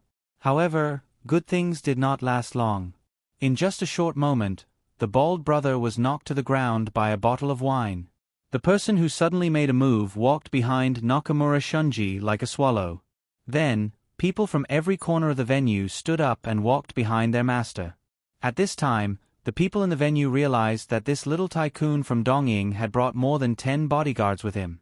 At this moment, the people who wanted to stand up for Ruan Qingxuang did not dare to say anything. Sometimes, the Chinese men were not manly enough. They were cowards who bullied the weak and feared the strong when they saw so many people. They were not manly at all. They were all cowards. Nakamura Shunji sneered. Since ancient times, Hua Xia has never been a truly united democracy. Why do you have to make a fuss here? If you were really so united, why would you be bullied by our Yamato people for so many years? How pathetic. You still want to fight with us for Turtle Island? Stop dreaming. You are the pathetic ones. Ruan Qingxuang was no longer as weak as she used to be. She suddenly slammed the table and stood up. No matter how good other people's countries are, they belong to others. They don't belong to you. You have invaded our country for generations, and you still haven't given up. I don't understand. An earthquake has killed so many people in your country. Don't you feel sad? Don't your leaders feel sorry for their own people? Do you still want your people to cause trouble? Do you think that there are too many people in your country?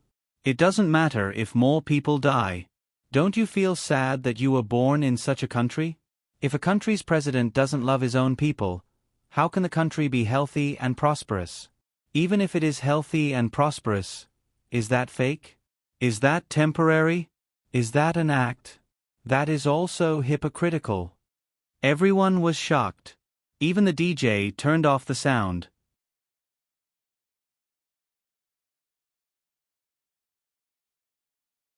Chapter 378.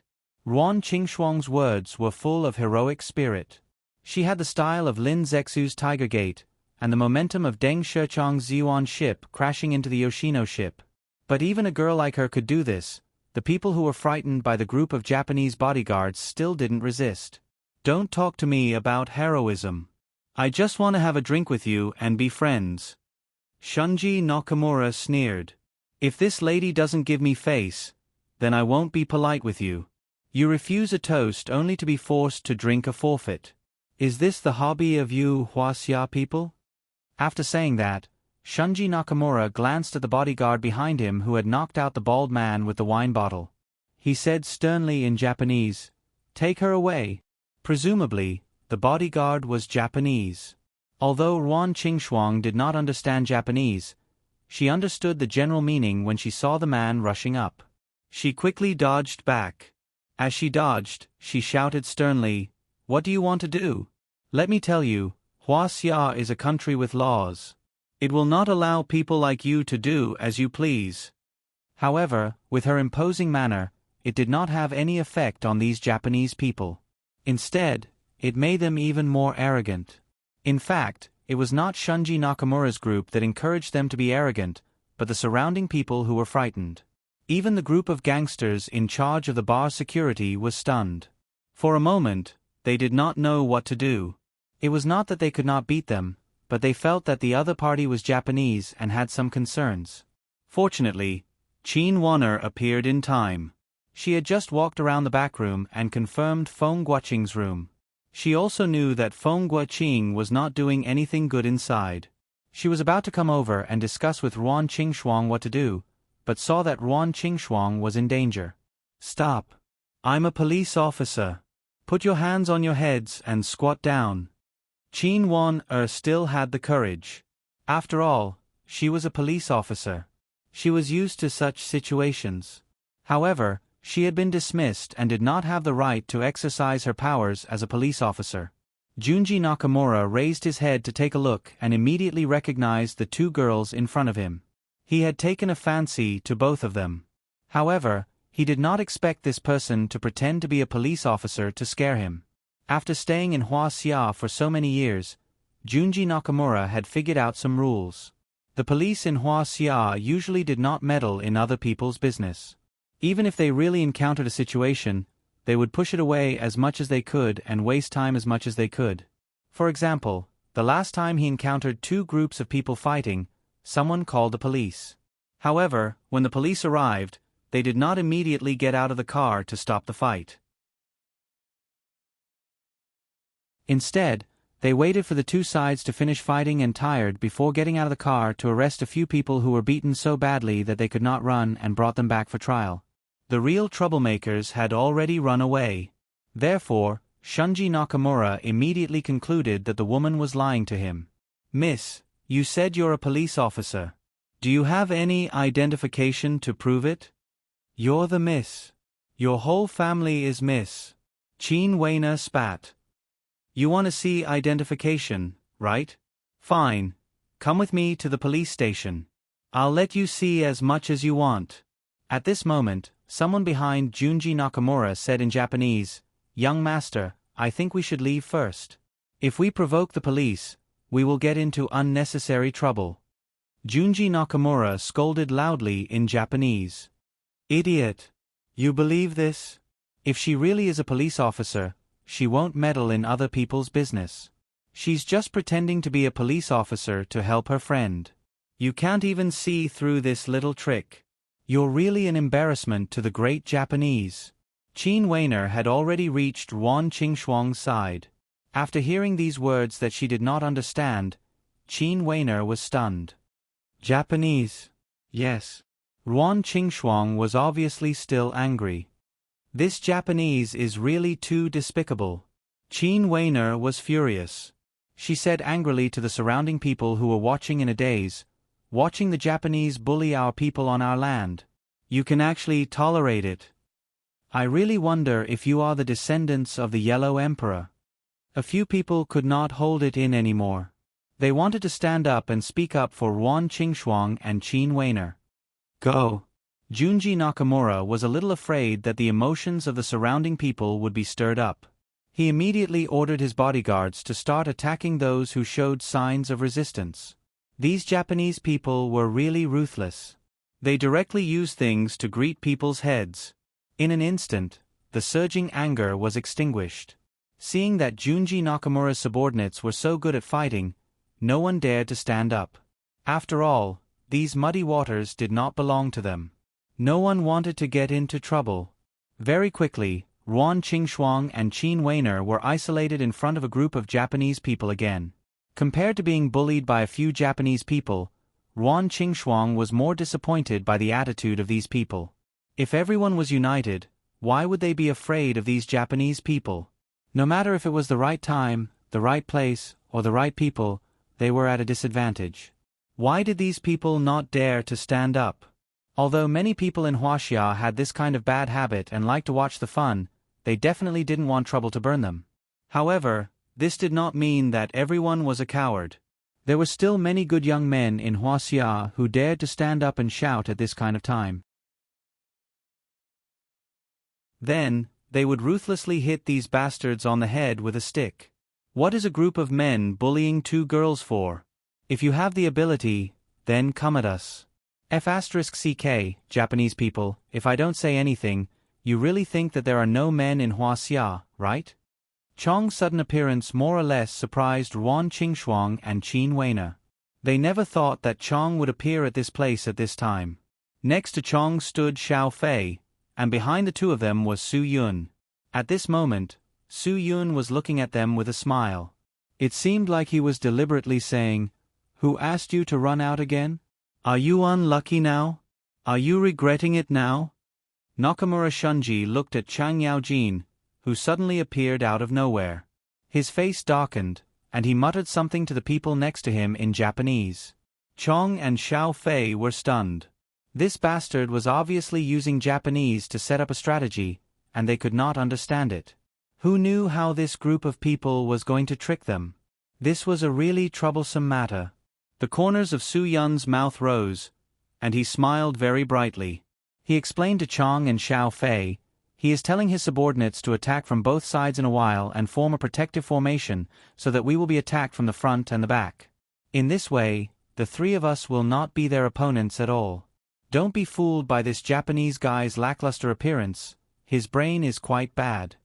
Junji Nakamura was truly shocked to hear that there was actually someone who could understand him.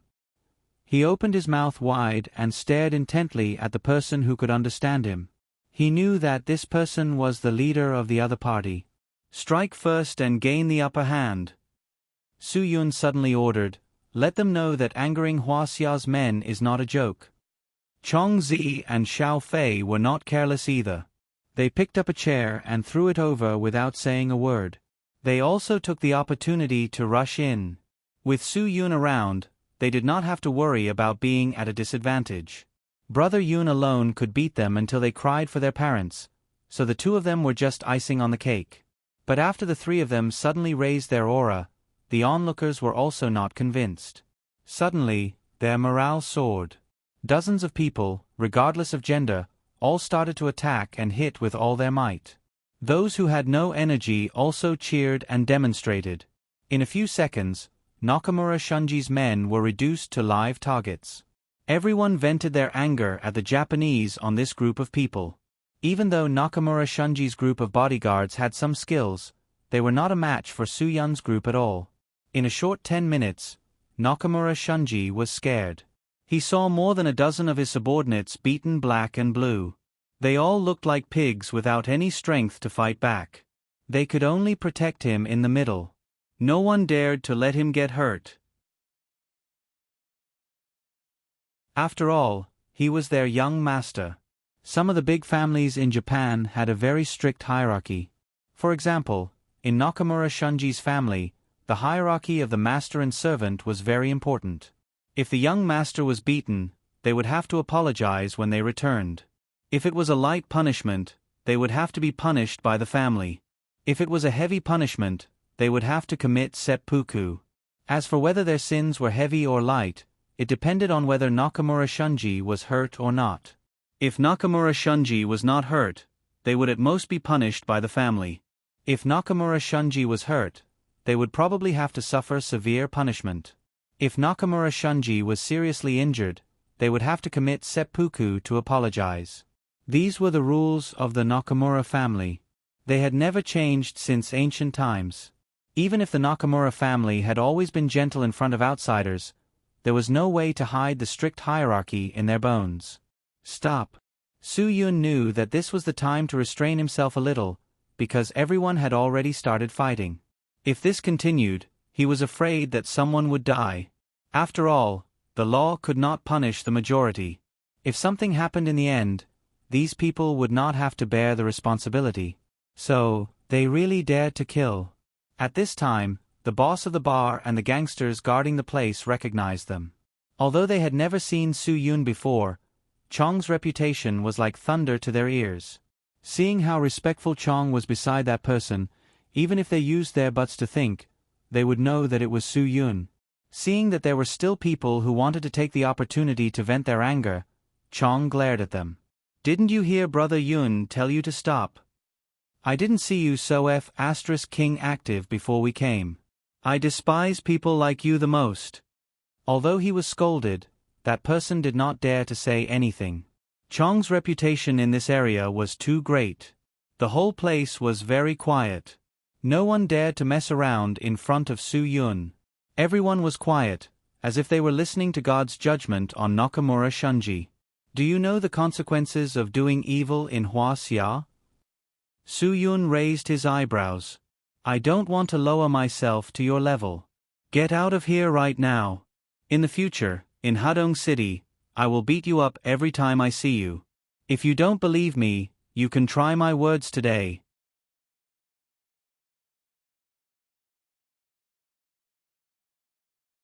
Chapter 379. Seeing that Junji Nakamura wanted to escape with his eagle claws, the bar owner naturally extorted a large sum of money. Of course, this included everything that the bar had to compensate for. In any case, with Su Yun, Chong Zi, and the others here, the Japanese probably wouldn't dare to not give it to them. The moment Shunji Nakamura paid the bill and left, everyone cheered as if they had won a battle. The bar owner was also very generous. Because he had just cheated a lot of money from the Japanese, he directly said that he would waive the bill. Everyone's expenses for today were waived. Hearing that there was such a good thing, Chong and Xiao Fei naturally wanted to stay for a drink. However, after all, they were here with Su Yun on official business, so they could only look at Su Yun. Su Yun shrugged his shoulders. "It's cheap and not earning. Since it's free, wouldn't it be too stupid to leave?" After saying that, Su Yun called Ruan Qingxuang and Qin Wanner to drink with him. He smiled and asked, "I say, why are you guys in such a good mood?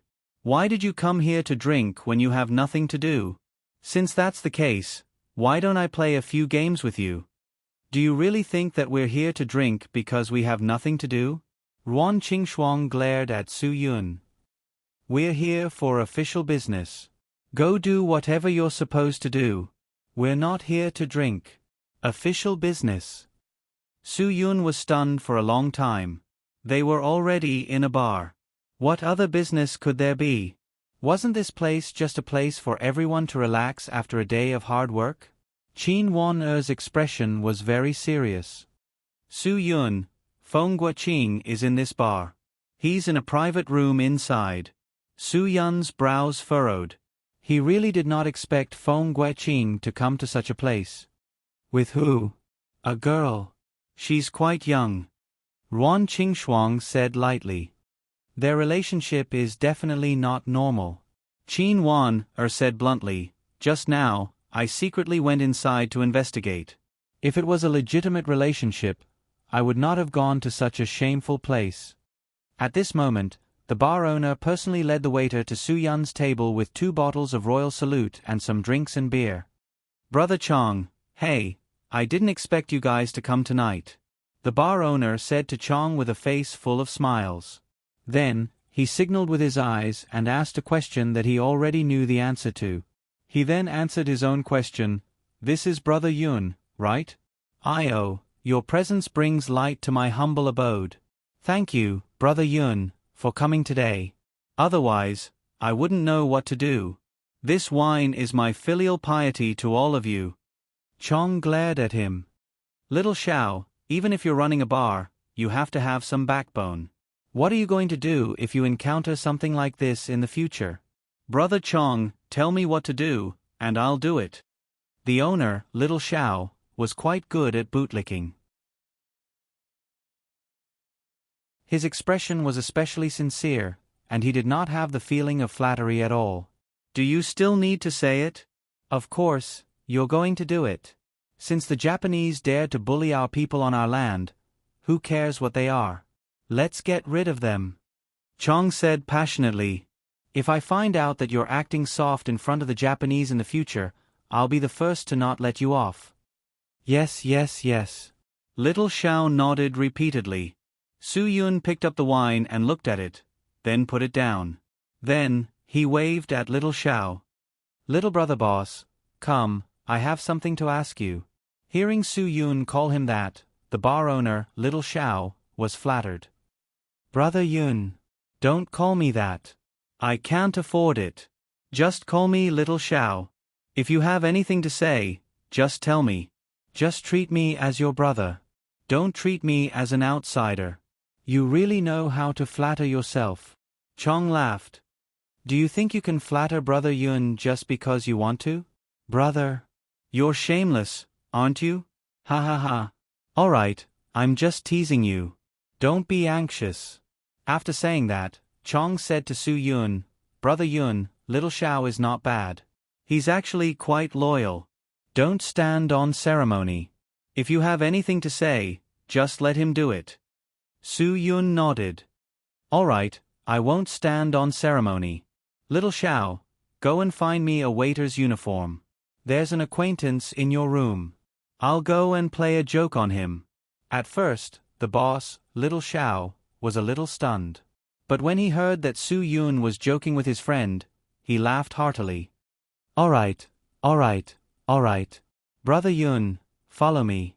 I'll bring you to change your clothes. Qin Wan grabbed Su Yun. Where are you going? I'm going to recognize the woman. Su Yun played it down. I guess you didn't see what the woman looked like, right? If you're on the road in the future, can you recognize her? If you can't recognize her, then wouldn't you have come here in vain tonight?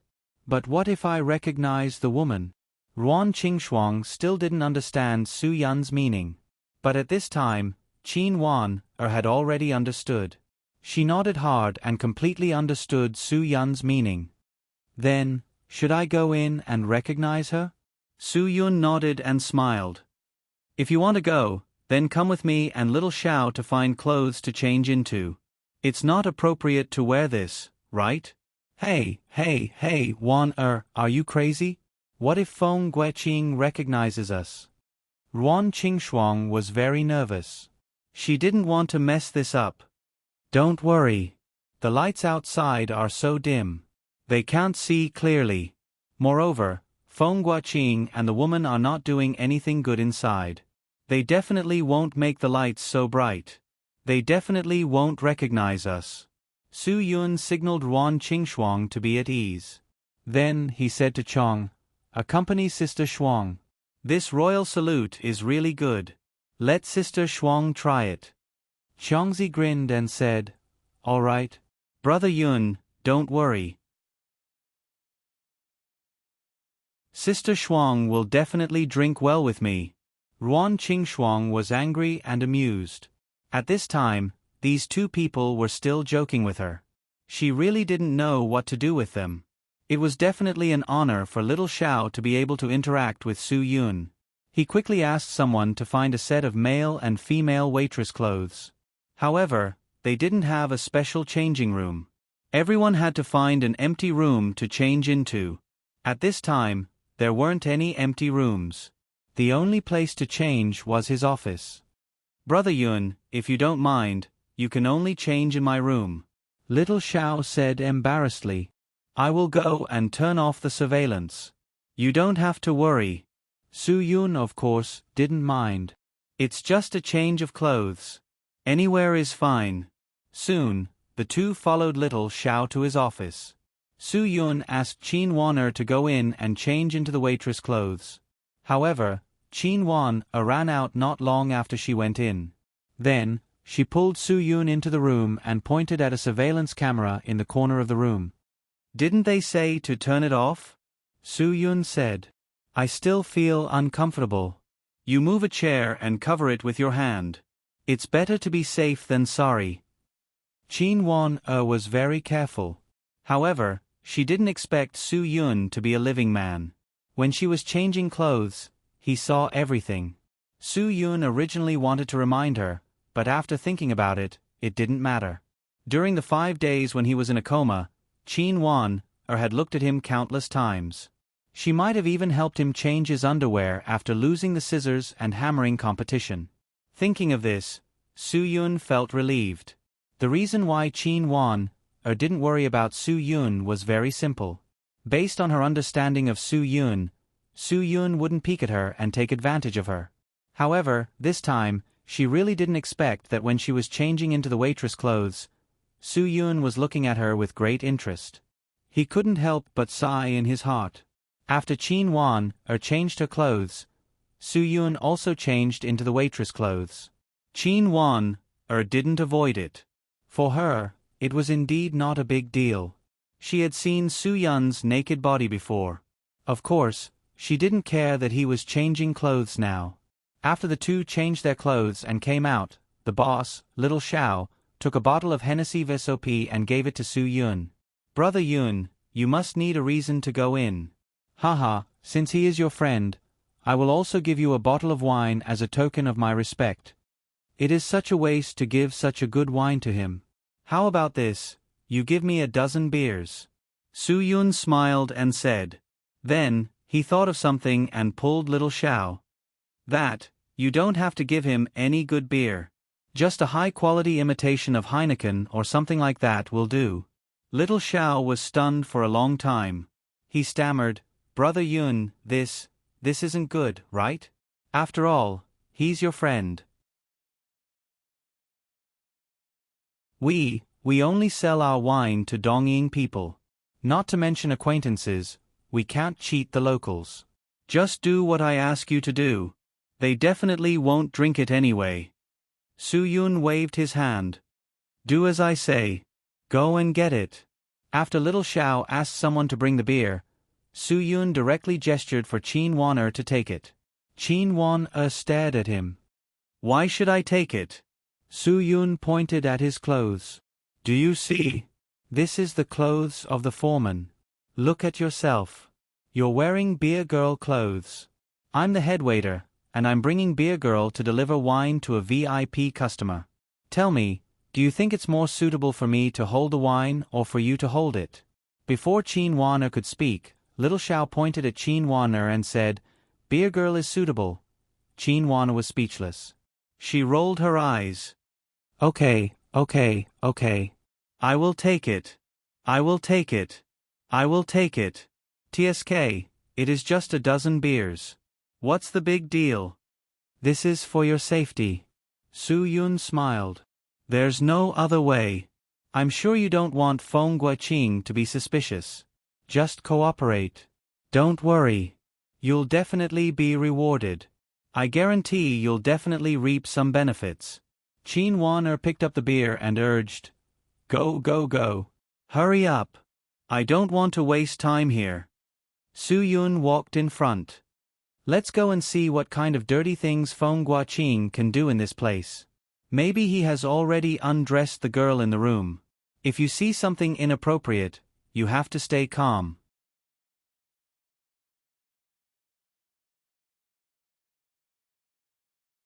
Chapter 380. After arriving at the door of Feng Guoqing's room, Chin Wan began to realize her nervousness. To be honest, she began to retreat. What if Feng Guoqing recognized her? But Su-Yun did not give her a chance to regret. He pushed the door open and walked in without hesitation. Chin Wan had no choice but to follow him.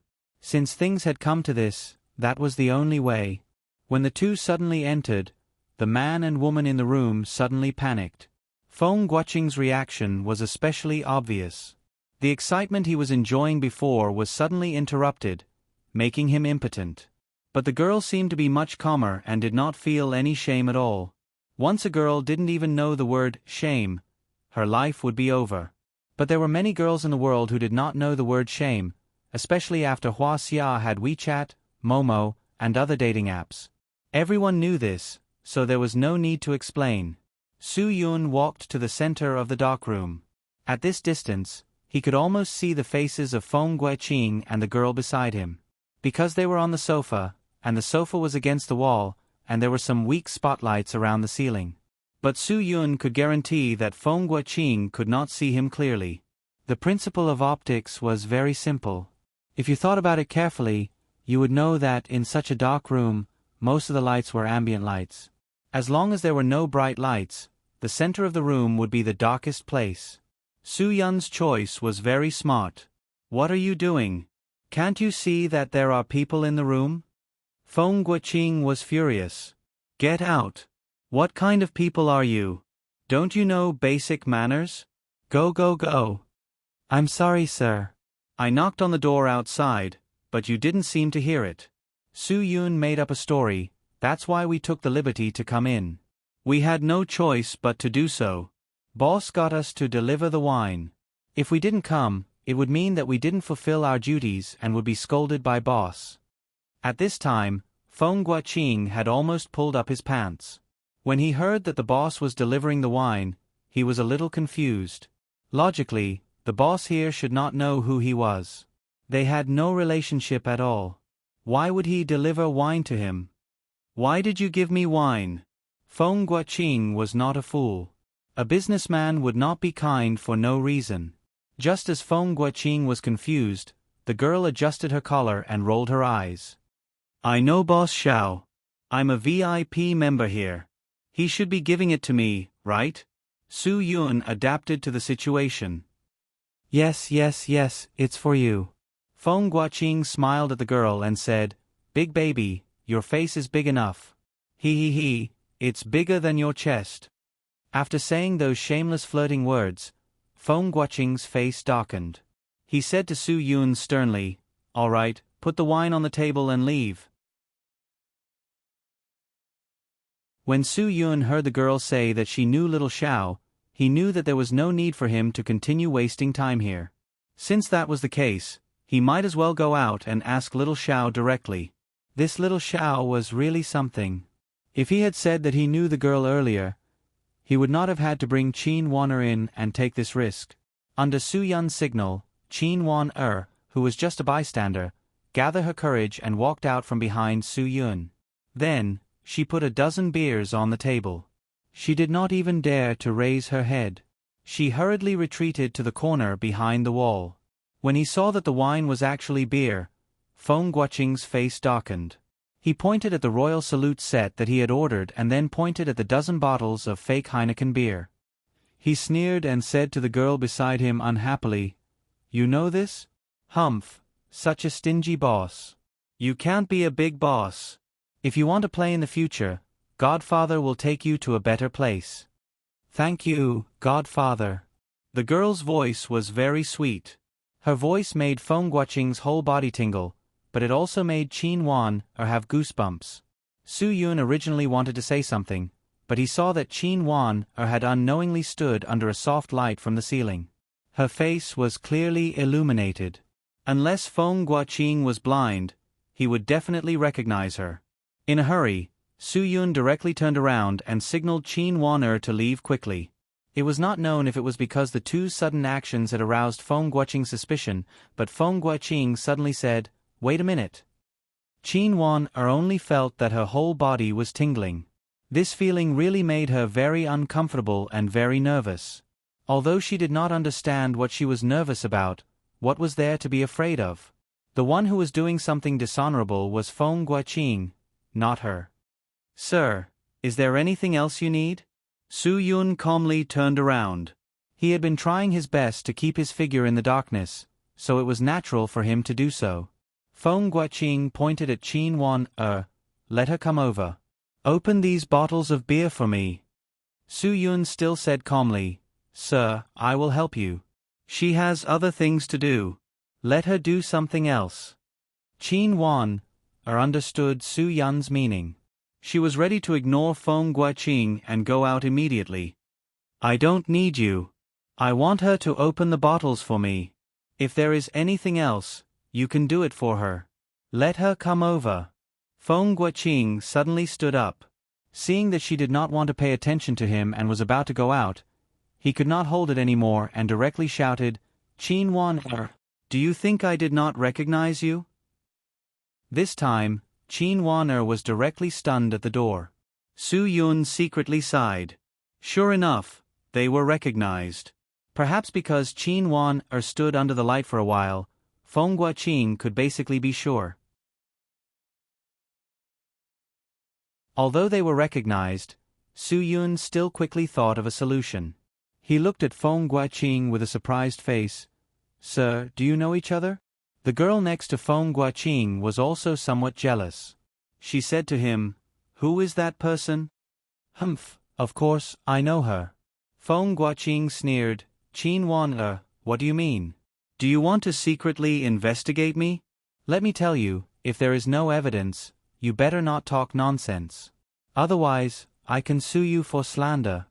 Before Qin Wan could get angry, Su Yun interrupted. "I'm sorry, sir. What is going on? She is a beer girl who has only worked here for 3 days. If there is any misunderstanding, I hope we can talk about it openly. This is good for everyone." Feng Guoqing was stunned. "She works here?"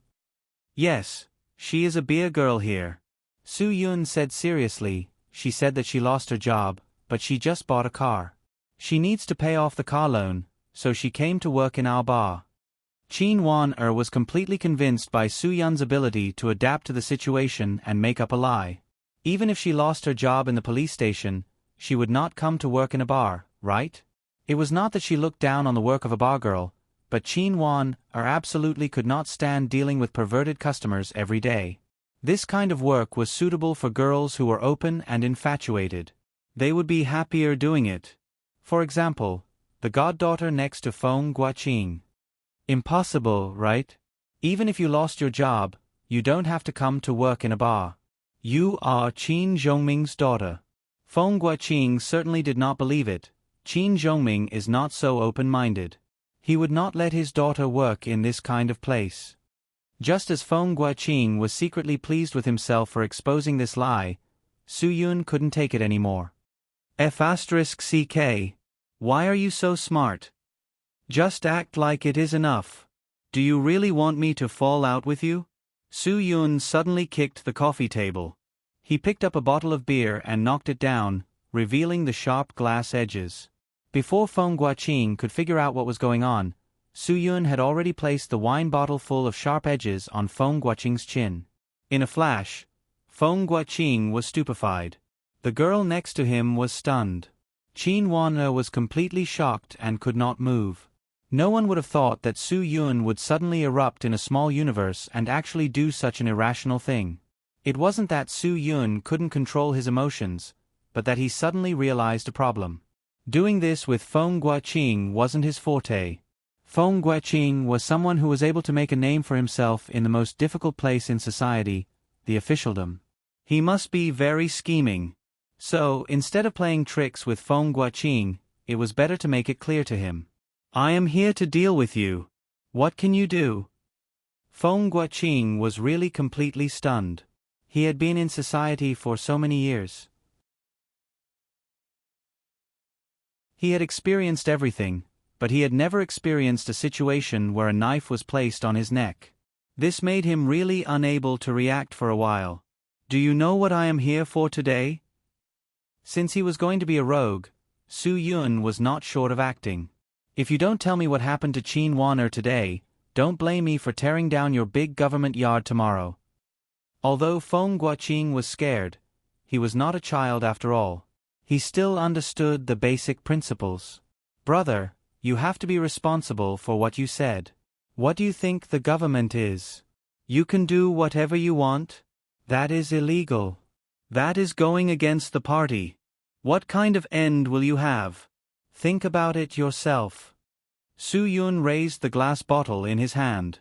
The cold glass shocked Feng Guoqing again and made him break out in a cold sweat.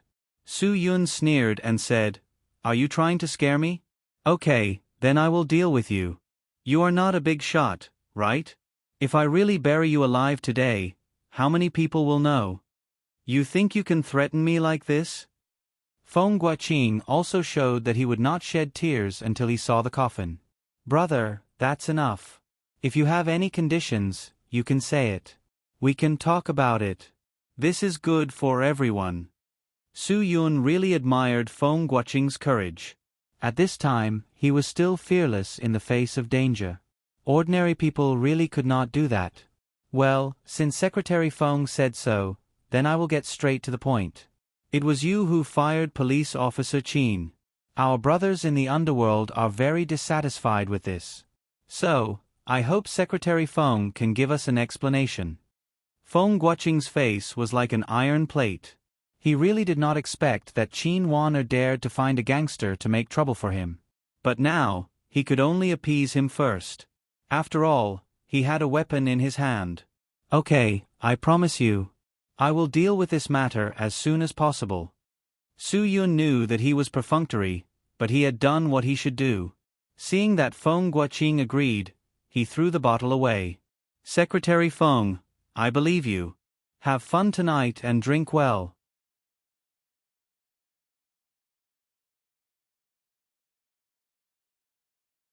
Chapter 381. As soon as he walked out of the room, Su Yun immediately called the 3 tigers of Nanqing and asked them to bring some brothers to the door of the bar. They would greet Secretary Feng together and let him know what was going on. Su Yun had no good way to deal with Feng Guoqing. Feng Guoqing was like a stone in the latrine, smelly and hard. If he wanted to deal with him, he would have to be smelly and harder than him. Because Lu Feng drank a little too much with several construction supervisors, he called Chong and asked where Chong was and if he could pick him up on the way. Chong didn't tell him that he was already there. He just told him to wait and that he would pick him up right away. Usually, the relationship between Chong and Lu Feng was very good. When Su Yun and Qin Wan changed their clothes and came out for a drink, Ruan Qingshuang told them that Chong had something to do. Only Xiaofei was there to accompany them. Su Yun asked Xiaofei to come and have a drink with him. He didn't need to be so reserved. After Su Yun and Qin Wan left the room, Feng Guoqing's face darkened. You want to deal with me? You little punks. I'd like to see how you can fight with me. Feng Guoqing said to himself and took out his mobile phone and began to look through the numbers. To deal with these punks, Feng Guoqing was ready to take advantage of them. He looked at the people on the phone. Jin Biao, the boss of the East, Ma Pinghai, the boss of the North, Wu Lei, and Fan Mingjie and Wang Xuanqi, who were fighting for the position of the boss of the South but were arrested. After a long time, he saw a person who might come out and help him teach the punks Qin Wan found a lesson. After making up his mind, Feng Guoqing dialed the phone. His goddaughter beside him wanted to act like a spoiled child, but he pushed her away. He was busy with business and didn't have time to pay attention to her. Soon, a sweet and clear voice came from the phone. Hello, Secretary Feng? Why did you suddenly think of calling a little girl like me? Feng Guoqing chuckled. You're a busy person. If there's nothing important, how would I dare to disturb you, Miss Su? Secretary Feng, if there's anything you need, just say it. If I, Su Yanqing, can help, then I'll definitely help. Her clear and melodious voice made Feng Guoqing feel very comfortable. Little Su, I really do have something that I need your help with. I was drinking at a bar in Wenhui District's Park Plaza when I met a hooligan looking for trouble. I'm a little worried, so I wanted to ask you for help. Feng Guoqing smiled. It's just a small matter, right? Hey. I'm thinking that if I go out later, there will definitely be a few hooligans who will show me who's boss. I have no choice but to trouble you. Su Yanqing, the big sister of the Xionging Society, had cleverly chosen to hide when the underground world of Hadong City was in chaos because she didn't know who had taken control of Hadong City's forces. When she came back from a trip in Southeast Asia, Hadong City had undergone earth-shaking changes. Almost everyone had surrendered to the former 3 tigers of Nanqing. It must be known that the 3 tigers of Nanqing were not as famous as her before, so Su Yanqing knew that this matter must have a bigger background. She cleverly asked around and found out that Hadong Hotel had changed owners, and the boss there was Ruan Qingshuang. Although Ruan Qingshuang had never dealt with matters of the underworld, Su Yanqing also understood that she had to be respectful and avoid that person to have a good life. Su Yanqing's Xionging Society did not end because of her meticulous thinking. She kept a low profile only to ensure that the Xionging Society would not lose its autonomy in her hands. She did not want to be like the 3 tigers of Nanqing and become the eagle claws of others. If she wanted her club to survive for a long time, it was very important to build a good relationship with the local government. Therefore, Su Yanqing had never stopped contacting Secretary Feng. Every month, she would still send him gifts, and she would still send him gifts when she needed to. This time, Feng Guoqing unexpectedly asked her for help. Su Yanqing was somewhat surprised, but since Feng Guoqing had said so, she could not refuse. Once she refused, she was afraid that she could no longer count on this local official to turn a blind eye to her in the future. Although Su Yanqing had not done anything outrageous, the nature of the society was not so clean after all. Secretary Feng, since you said so, of course, I will go. Even if I have to go through water and tread on fire, I will not refuse. Su Yanqing promised happily, but she was somewhat worried. If it was just a small gangster, she was not afraid, but if she met the 3 tigers of Nanqing, she was really a little worried. Feng Guoqing laughed heartily and said, "Then I will wait for you. Little Su, you'd better hurry up. I really can't sit still." Su Yanqing nodded and said that she would be there soon. After hanging up the phone, Su Yanqing called a dozen brothers to follow her and quickly rushed to the bar. At this time, it was naturally the best to give face to Feng Guoqing. She hoped that this was an opportunity, not a disaster. Because Su Yanqing was also in the Wenhui district, she came very quickly. When she came to the bar with a dozen people, the boss, Xiao Xiao, was also very enthusiastic. After all, the Xionging Society was not a small society that only existed for a day or two. They were also deeply rooted in Hadong. "Sister Yanqing, why are you here?" Xiao Xiao smiled and went to greet her.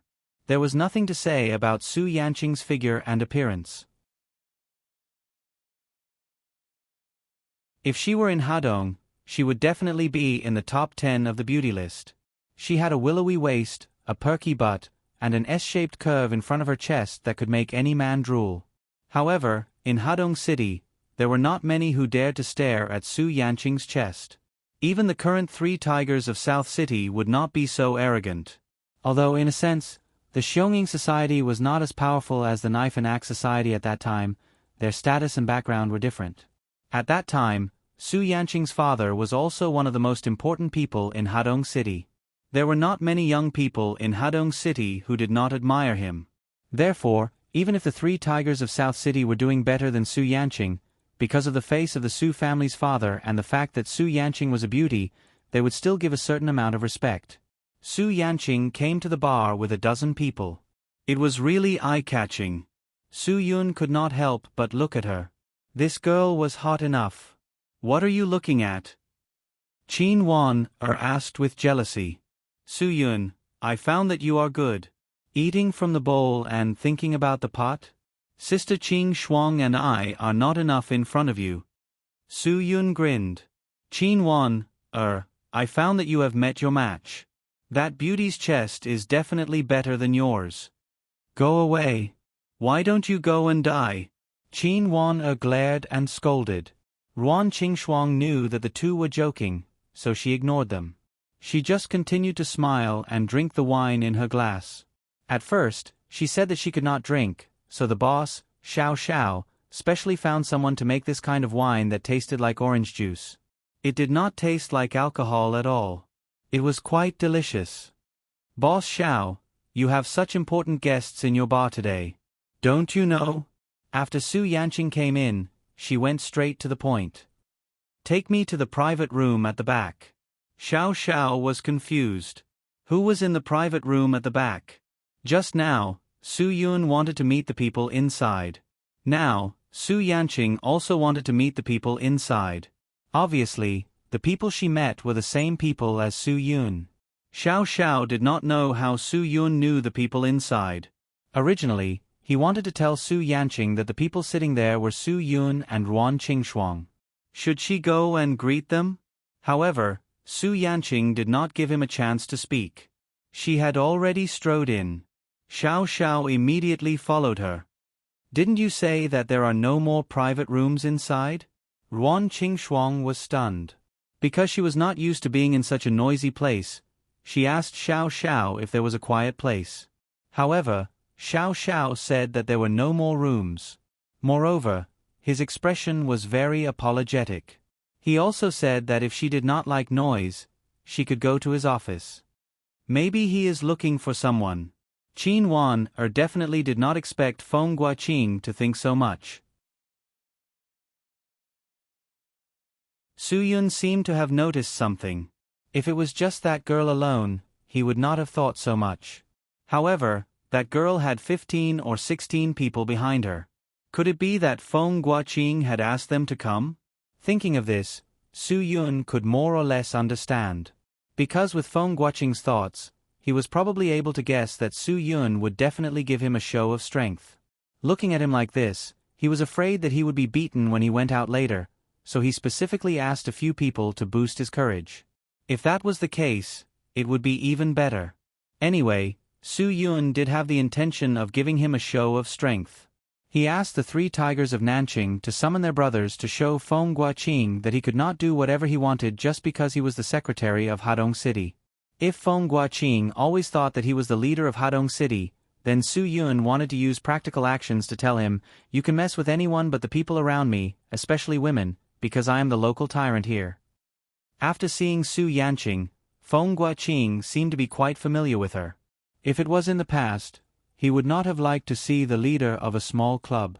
Moreover, it was a woman that he could not take any practical advantage of. But it was different now. Feng Guoqing could not let others know that he had a little woman outside. If word got out, he would be in trouble. So today, he could only rely on Su Yanqing, who was also in the underworld.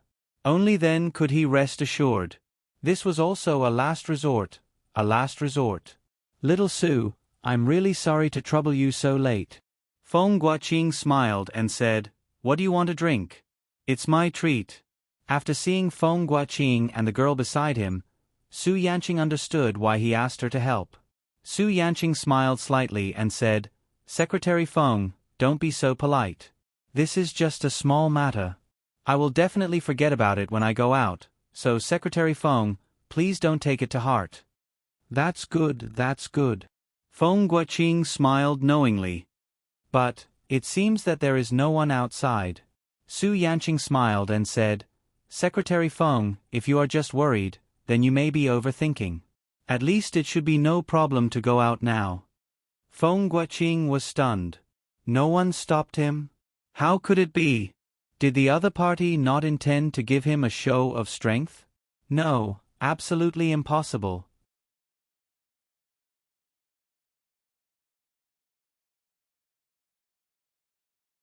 Chapter 382.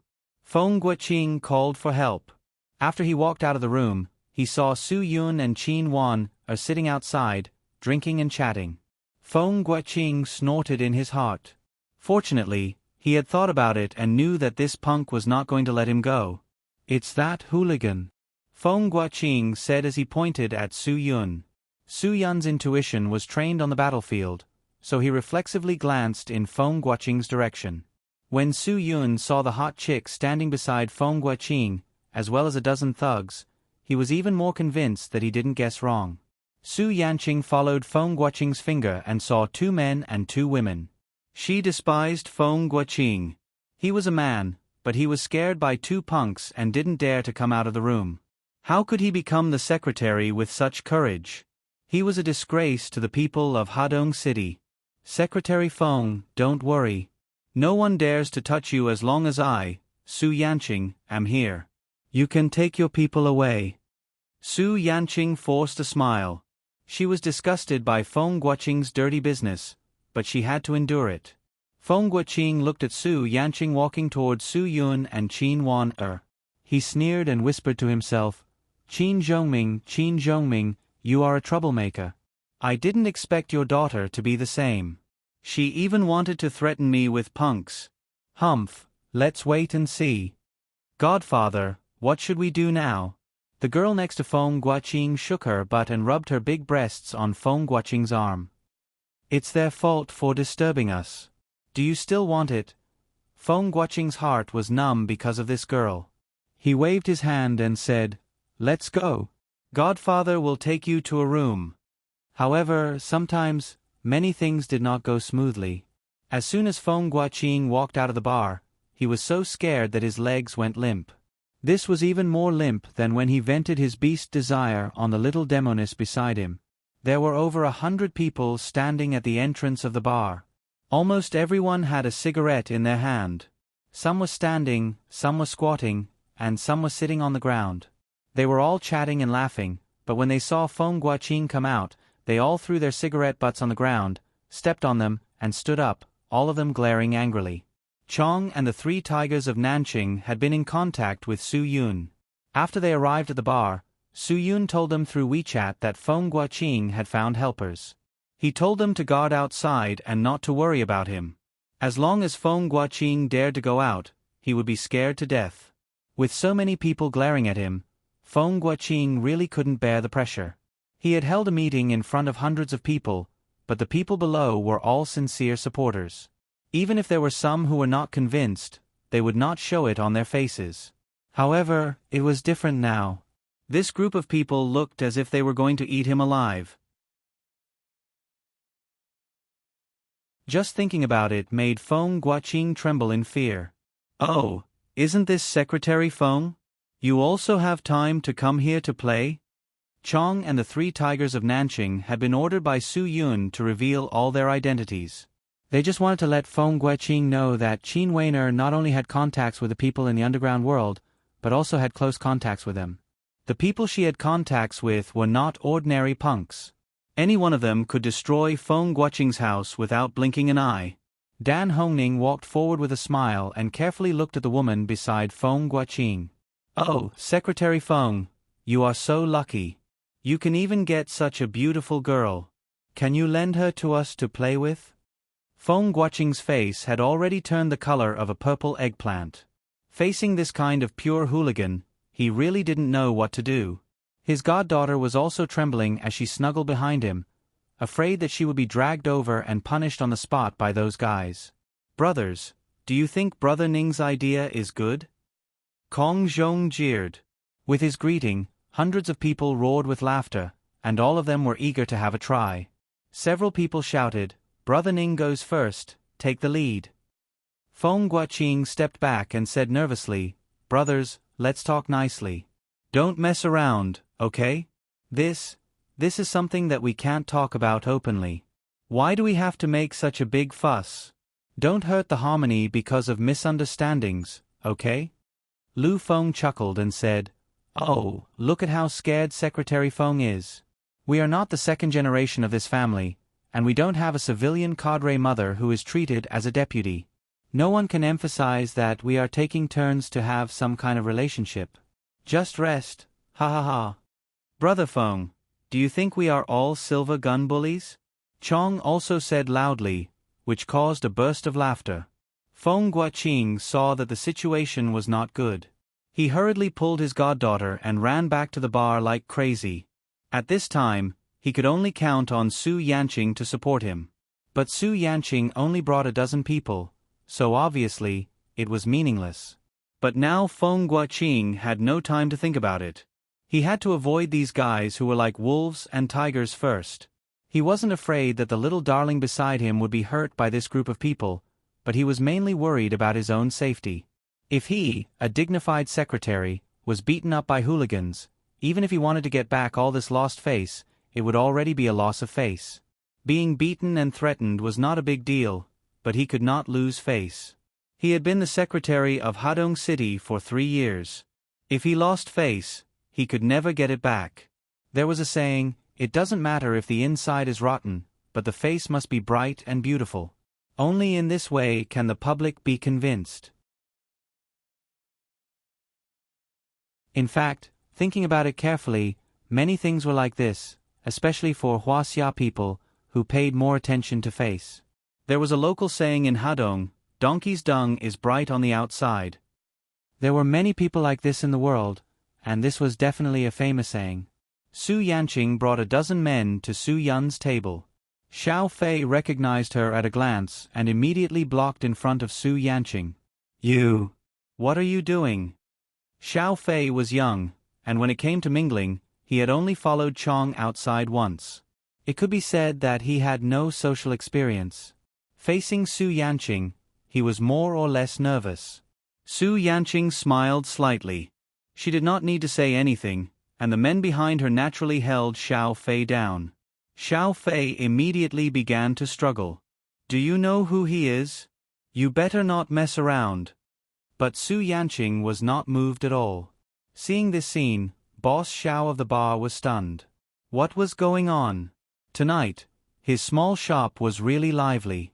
He was afraid that these people would make a scene and smash his shop again. But thinking about it, it did not matter. The chairs were all made of wood, and they could be used after being lifted up. At most, a few more bottles of wine would be broken.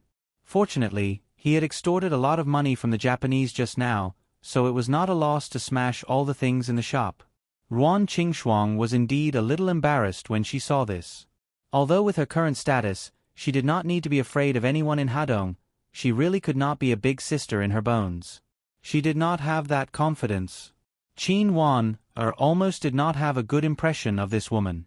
When the woman came closer, she also recognized her. With Su Yanqing's status, she had some status in Hadong. For example, her status in Hadong was similar to 13 status in Causeway Bay.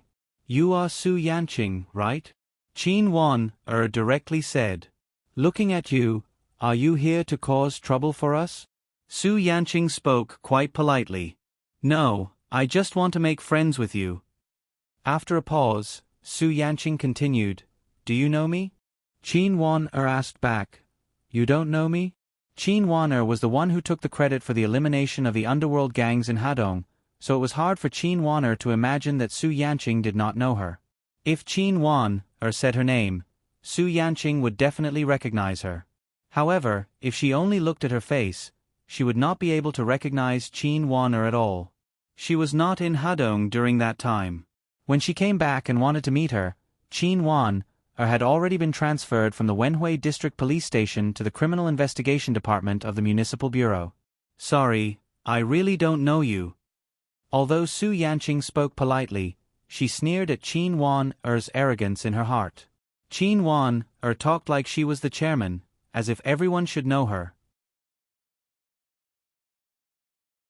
But now that we know each other, and you know who I am, shouldn't you introduce yourself to me?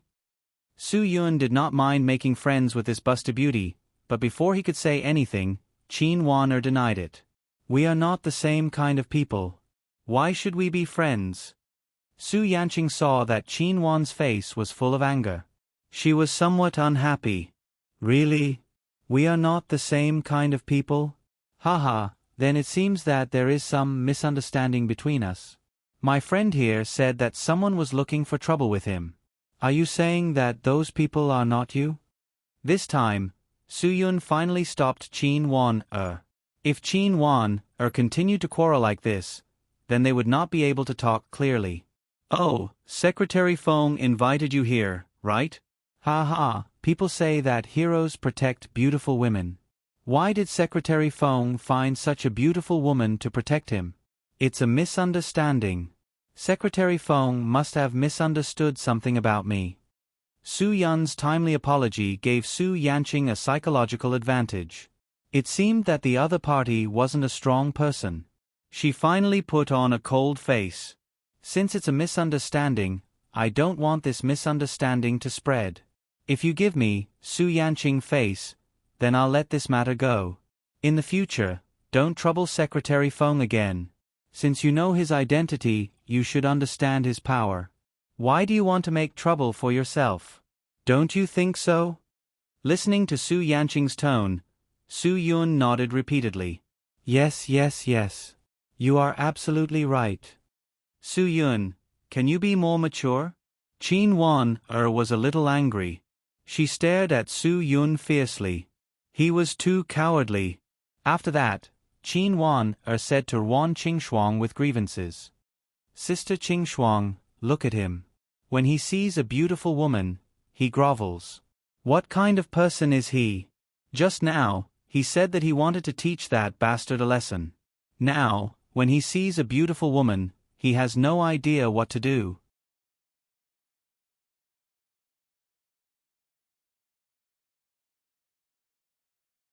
Chapter 383. Just as Su Yanqing was so shocked that her mouth could not close, Feng Guoqing ran into the bar in a panic. Before Su Yanqing could ask what was going on, the bar's foyer started to flood in. Not only did the situation scare Feng Guoqing and Su Yanqing's people, but even Boss Xiao, the staff, and the guests inside were scared silly. Boss Xiao saw Chong and the 3 tigers of Southern City immediately. As he ran in front of them, he took out a cigarette and shouted enthusiastically, "Brother Chong, you're back again.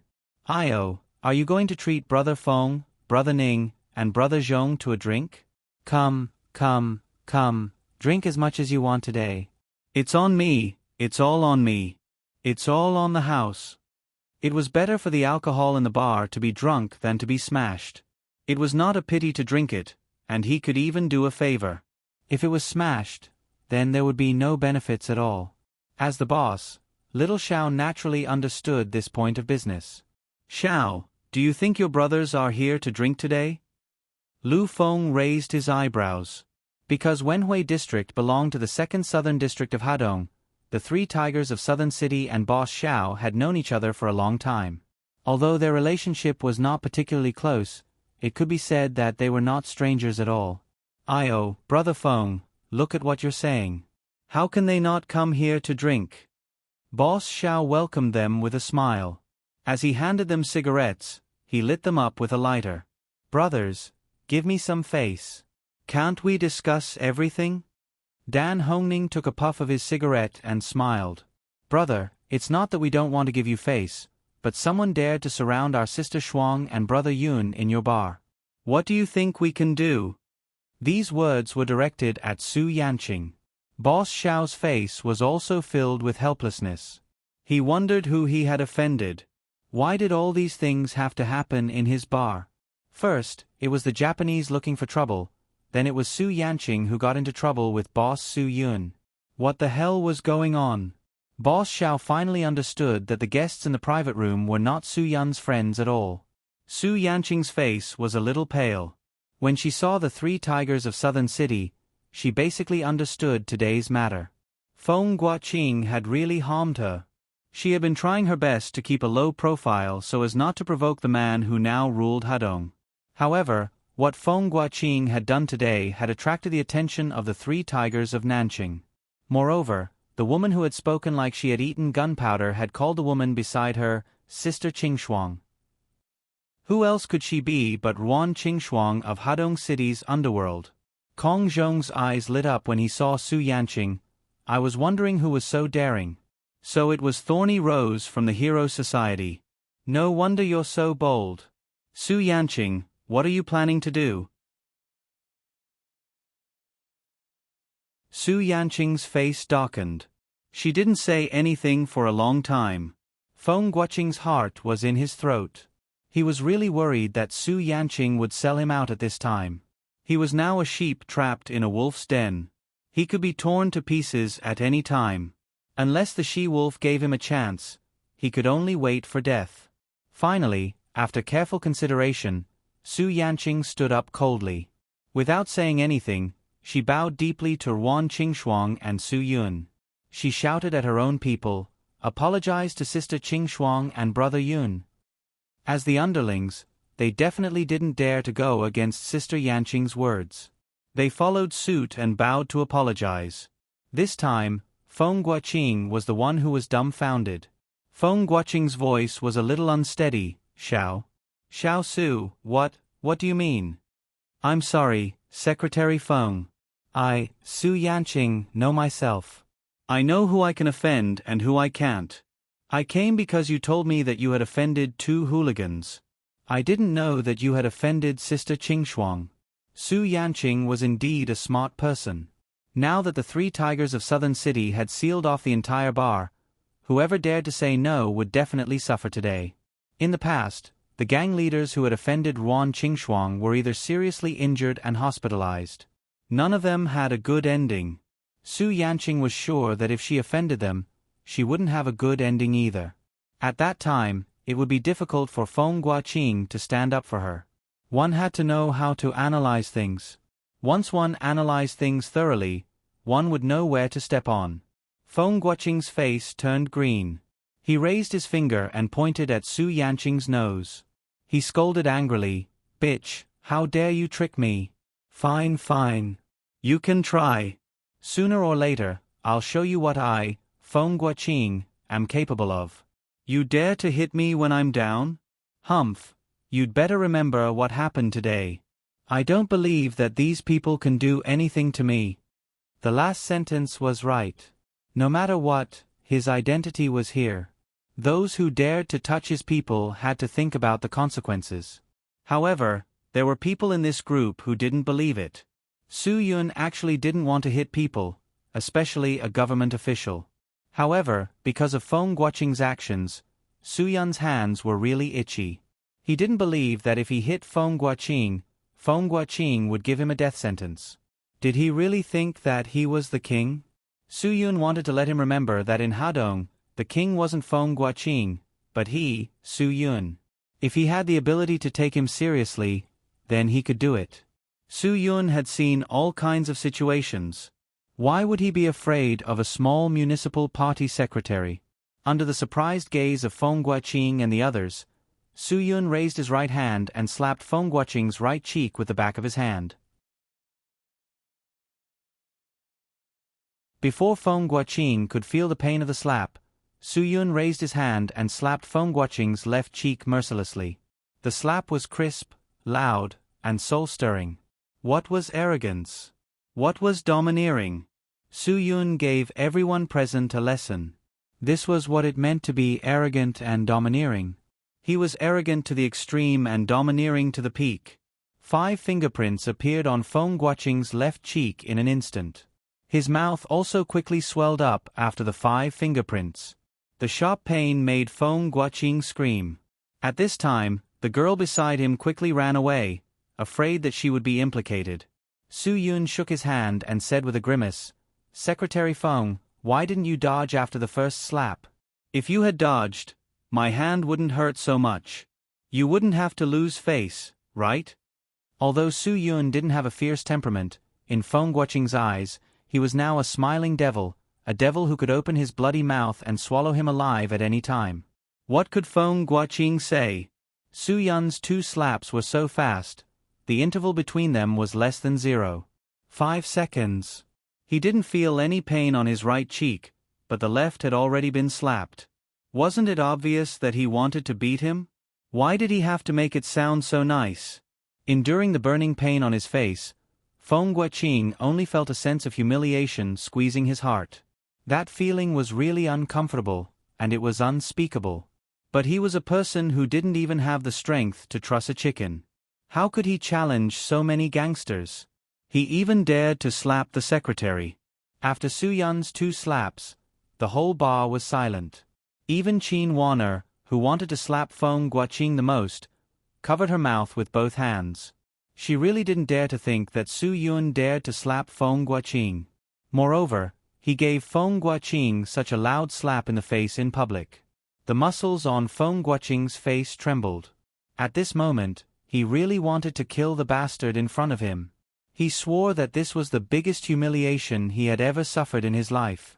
But Feng Guoqing absolutely didn't think that what he was going to suffer next was really the biggest humiliation he had ever suffered in his life. Su Yanqing, right? Su Yun smiled slightly. I have inquired about you. Hero society. A heroine among women. Women are not inferior to men. Haha, today we don't know each other. I like to make friends, but I don't like to make friends with spineless people. Su Yanqing looked at Su Yun in surprise. She didn't understand why Su Yun said this to her. Su Yun pointed at Feng Guoqing and continued to say to Su Yanqing, I know that you definitely don't like this person, but you have no choice. You think that he has a high position and power, so you have to do whatever he says. Now I will give you a chance. Slap him. As long as you slap him, I will protect you. I promise that he will never dare to threaten you in the future. If you believe me, then do as I say. If you don't believe me, then I can only apologize.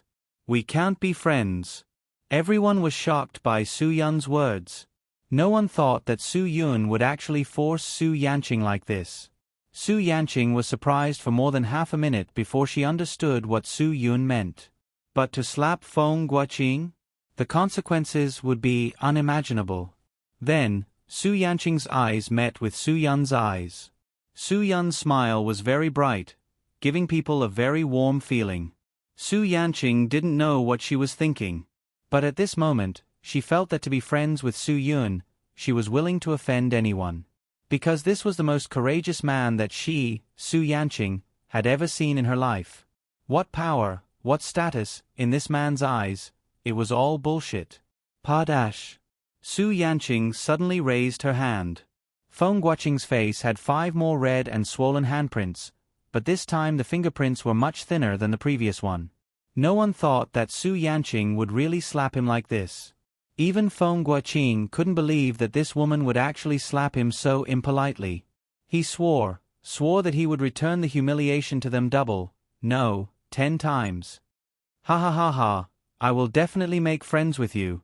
Su Yun wanted this kind of pleasure. He wanted to make Feng Guoqing unable to believe and accept this kind of reality. Su Yanqing was stunned for a long time and didn't speak.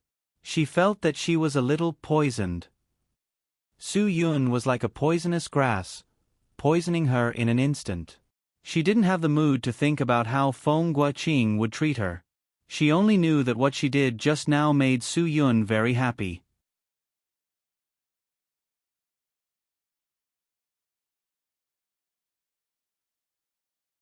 Chapter 384.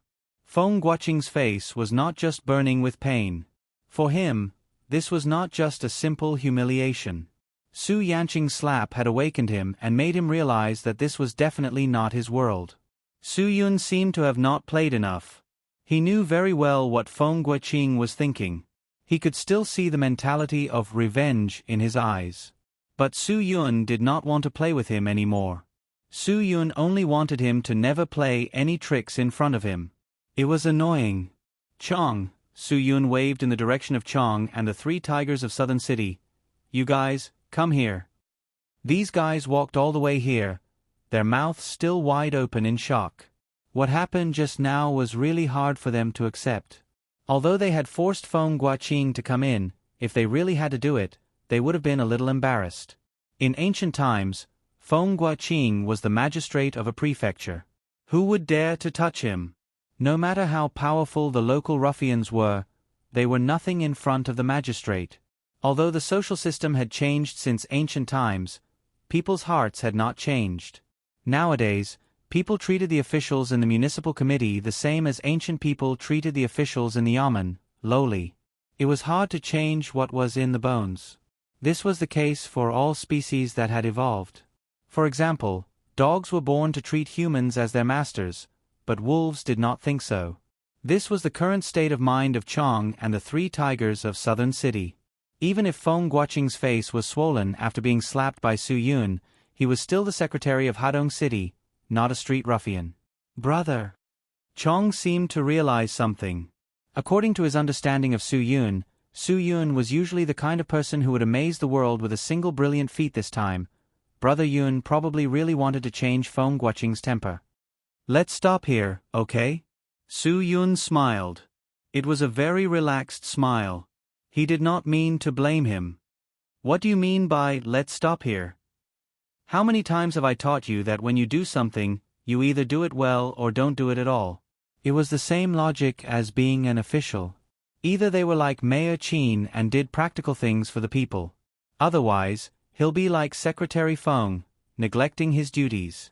He's already in his 50s, yet he still wants to raise a 20-year-old girl for fun. Chong nodded repeatedly. Brother, you're right. So I should do this? Su Yun asked, just like a teacher giving a lesson to a student. Chong thought for a moment and concluded, if I'm going to do it, I'll do it to the end and make it perfect. That's right. Su Yun smiled and said, Secretary Feng is right in front of us. As an official of Hadong County, you're doing such shady things. Tell me the truth, what are you thinking? Chong's mouth formed an O shape. He did not expect Brother Yun to suddenly ask such a question. Brother, am I really telling you the truth? Feng Guoqing's face was ashen. He clenched his teeth and listened to Su Yun's words. In his mind, he kept telling himself, if Han Xian can endure the humiliation of being groomed, why can't I? If Su Yun heard Feng Guoqing's inner thoughts, Su Yun would definitely ask Feng Guoqing why he had the face to compare himself with Han Xian. Tell the truth. Of course I'm telling the truth. Su Yun nodded at Chong. Lies are usually told by subordinates to their superiors, or by their superiors to the people. We're brothers. How can brothers lie to each other? Chong clenched his teeth and stomped his foot. He pointed at Feng Guoqing and said, I want to F*King beat you. If you want to beat me, then beat me. Don't hold it in. Su Yun raised his eyebrows and egged him on. As soon as he said that, Feng Guoqing was dumbfounded. He had been holding it in. He thought that with his endurance, he would definitely be able to endure today's incident. As long as he could get out of this hooligan's den, he would let these bastards know how many eyes he had. He was going to launch an anti-crime campaign in Hadong City. He was going to make sure that these hooligans would have no place to stay. He was going to arrest them all and lock them up. However, things did not go as he wished. Not only did he not hold it in, but he also flew into a rage when he heard Su Yun's words. You better not go overboard. You know who I am. Don't you think about the consequences? Beat me?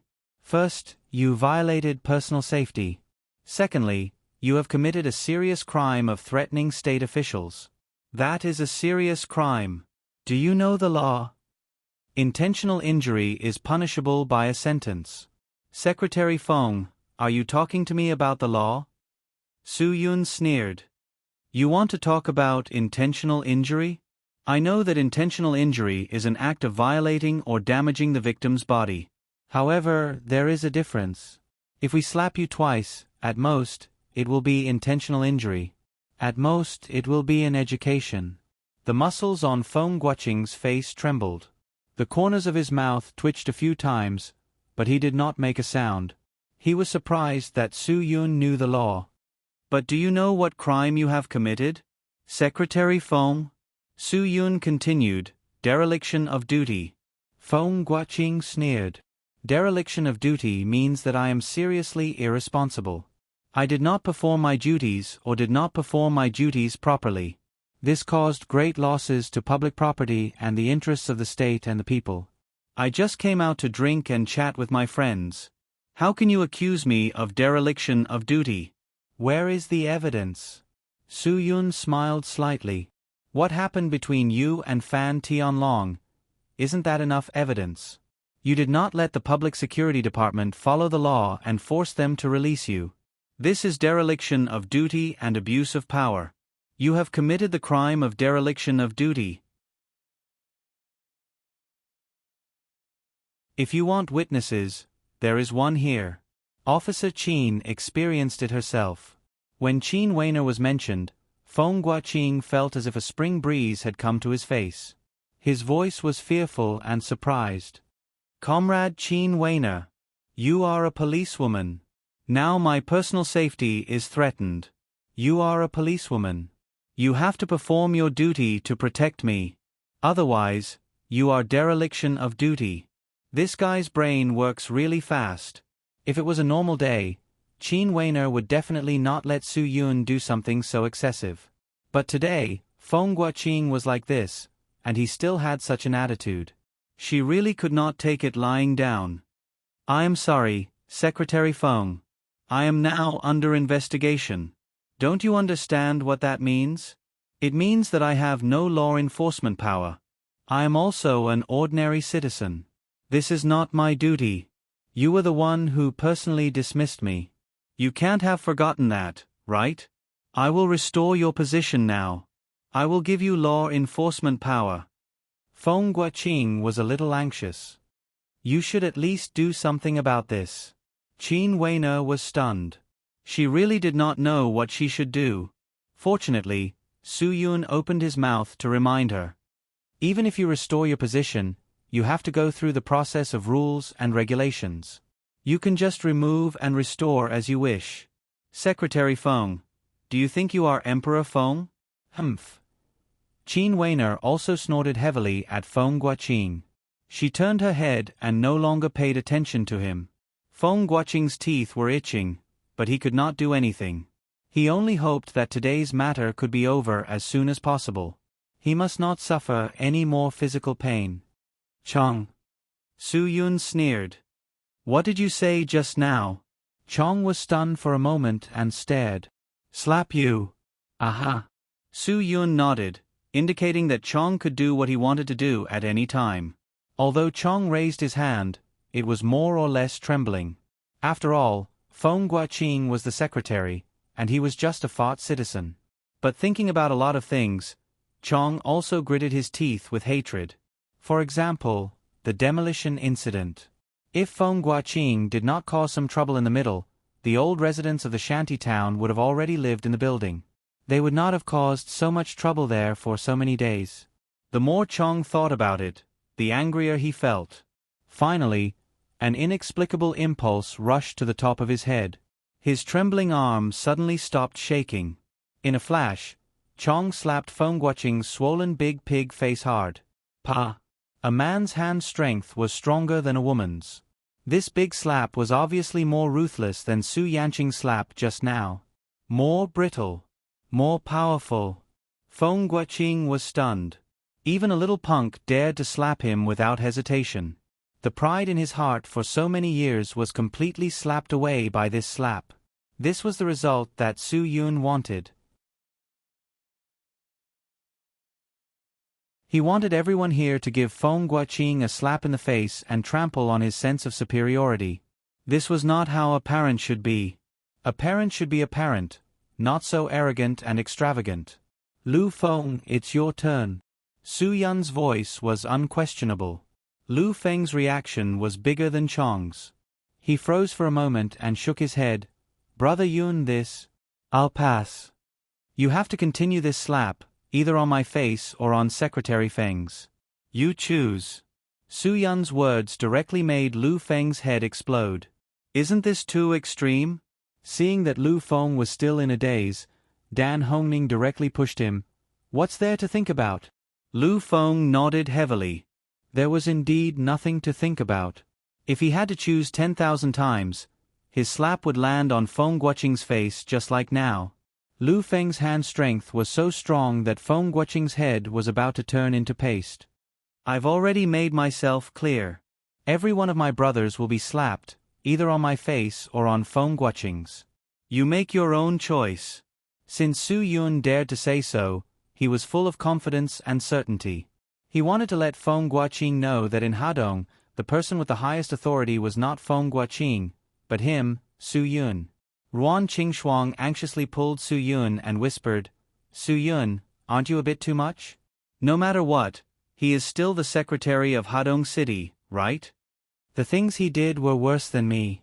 He can keep young girls for his own selfish desires. Do you know how much his monthly salary is? Uncle Qin's salary is not much less than his. Uncle Qin can't even afford to buy a car. If Feng Guoqing did not embezzle money, where would he get the money? The lowest cost of the private room is more than a month of his salary. Su Yun said, Uncle Qin is doing the man-made river project for the sake of the country and the people. What about Feng Guoqing? He wants to fill his own pockets and avenge his own private grudges. He has no good intentions. I don't think it's too much for this kind of person.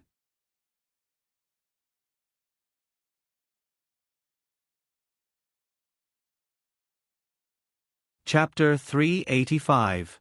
Over the next few days, no one saw Feng Guoqing in Hadong City. There were many different versions of where he had gone. The general version was that he had contracted some kind of illness and needed treatment. After that, he would be transferred out of Hadong City to another position.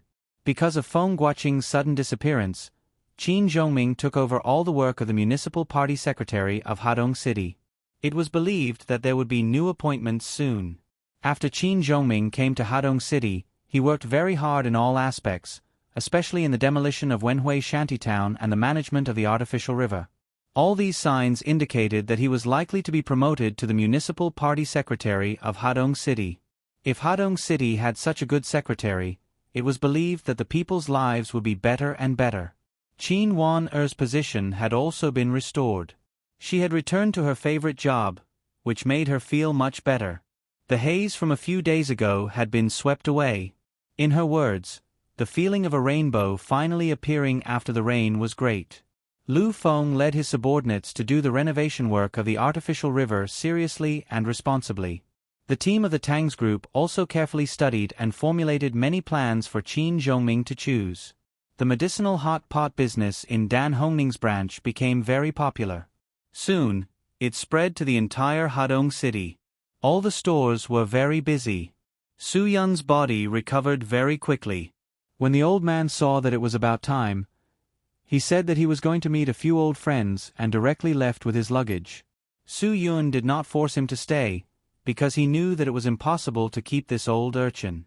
At least he had returned to China, which was indeed a good thing for Su Yun. Guagua won the first place in the school's mid-term exam. The continuous good news made everyone feel very good. The air in Hadong City was full of excitement. The Bund of Shenzhen was located in the center of Shenzhen City. It was the scenery of Shenzhen. People who came to Shenzhen would never miss this place. It was east of the Shenzhen River. On the west side, there were more than 50 buildings of different styles, such as Gothic, Romanesque, Baroque, and Chinese and Western styles. It had a reputation of being the most comprehensive architectural group in the world. This was a place that everyone in Shenzhen City was proud of. It was also a place that they couldn't be more familiar with. This was one of the most beautiful corners of Shenzhen City. Of course, rich people generally wouldn't play in the crowd of people on the Bund. That was a very old-fashioned way of playing. At least, that was what the rich people in Shenzhen thought. The rich people in Shenzhen preferred to find a quiet place to eat good food and drink good wine. They could see the Bund but not let others see them. When it came to admiring the view of the Bund, there were probably not many places that could be compared to the Xingkai Hotel. This place was not only famous for its high and expensive prices. Like most five-star hotels, the Xingkai Hotel's Chinese restaurant was not well furnished. The more expensive abalone, shark's fin, and ginseng tripe outside didn't leave much of an impression on people. However, the Italian cuisine on the 58th floor and the French cuisine on the 56th floor were not bad. There was also the Japanese cuisine on the lower floor. Xingkai also had the tallest bar in Shenzhen. The 60th floor's exquisite bar was famous for its martinis. The piano bar had a wide suede sofa and the sound of the piano flowed like water. There was also the bar on the 88th floor. From this height, one could overlook the Bund and Shenzhen under the night sky. That kind of charming feeling was hard to describe to people who hadn't experienced it before. The food and wine here were expensive, but compared to the people who lined up to buy tickets to climb the Pearl Tower, it was much more graceful and comfortable. Nakamura Shunji swirled the expensive glass of red wine in his hand. Across from him sat a man with a gloomy face. His eyes were fixed on the few photos on the table.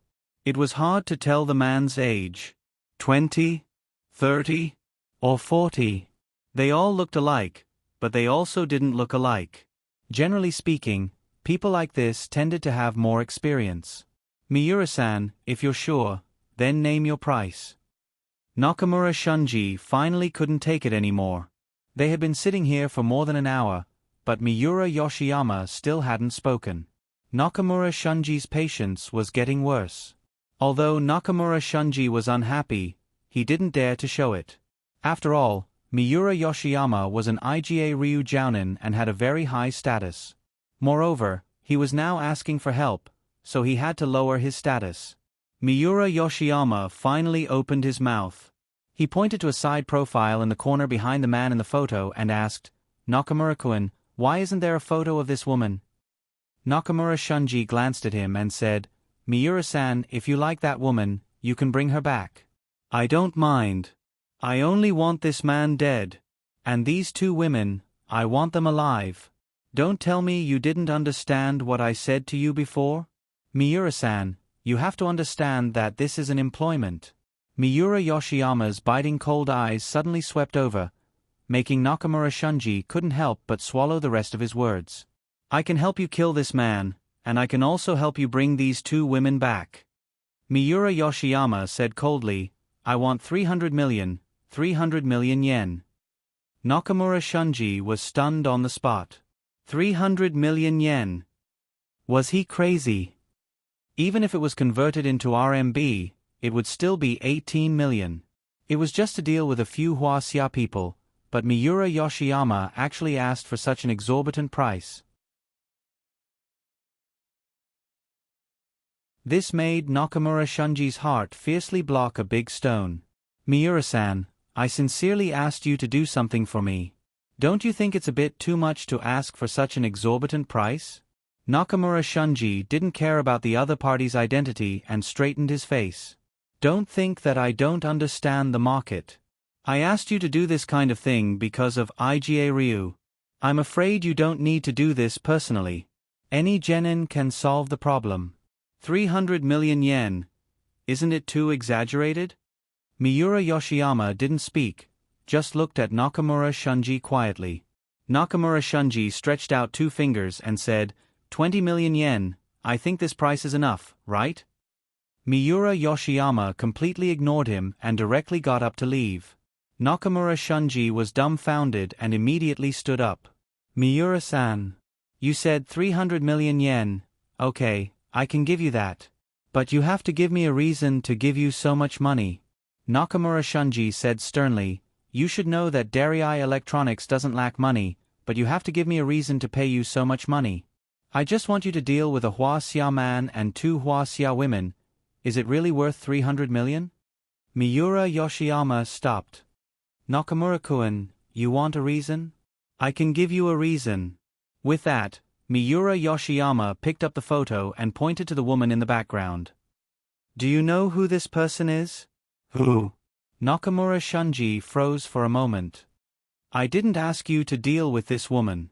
I'm talking about the other 2 women. If you like this woman, you can do whatever you want. It doesn't seem to have anything to do with me, right?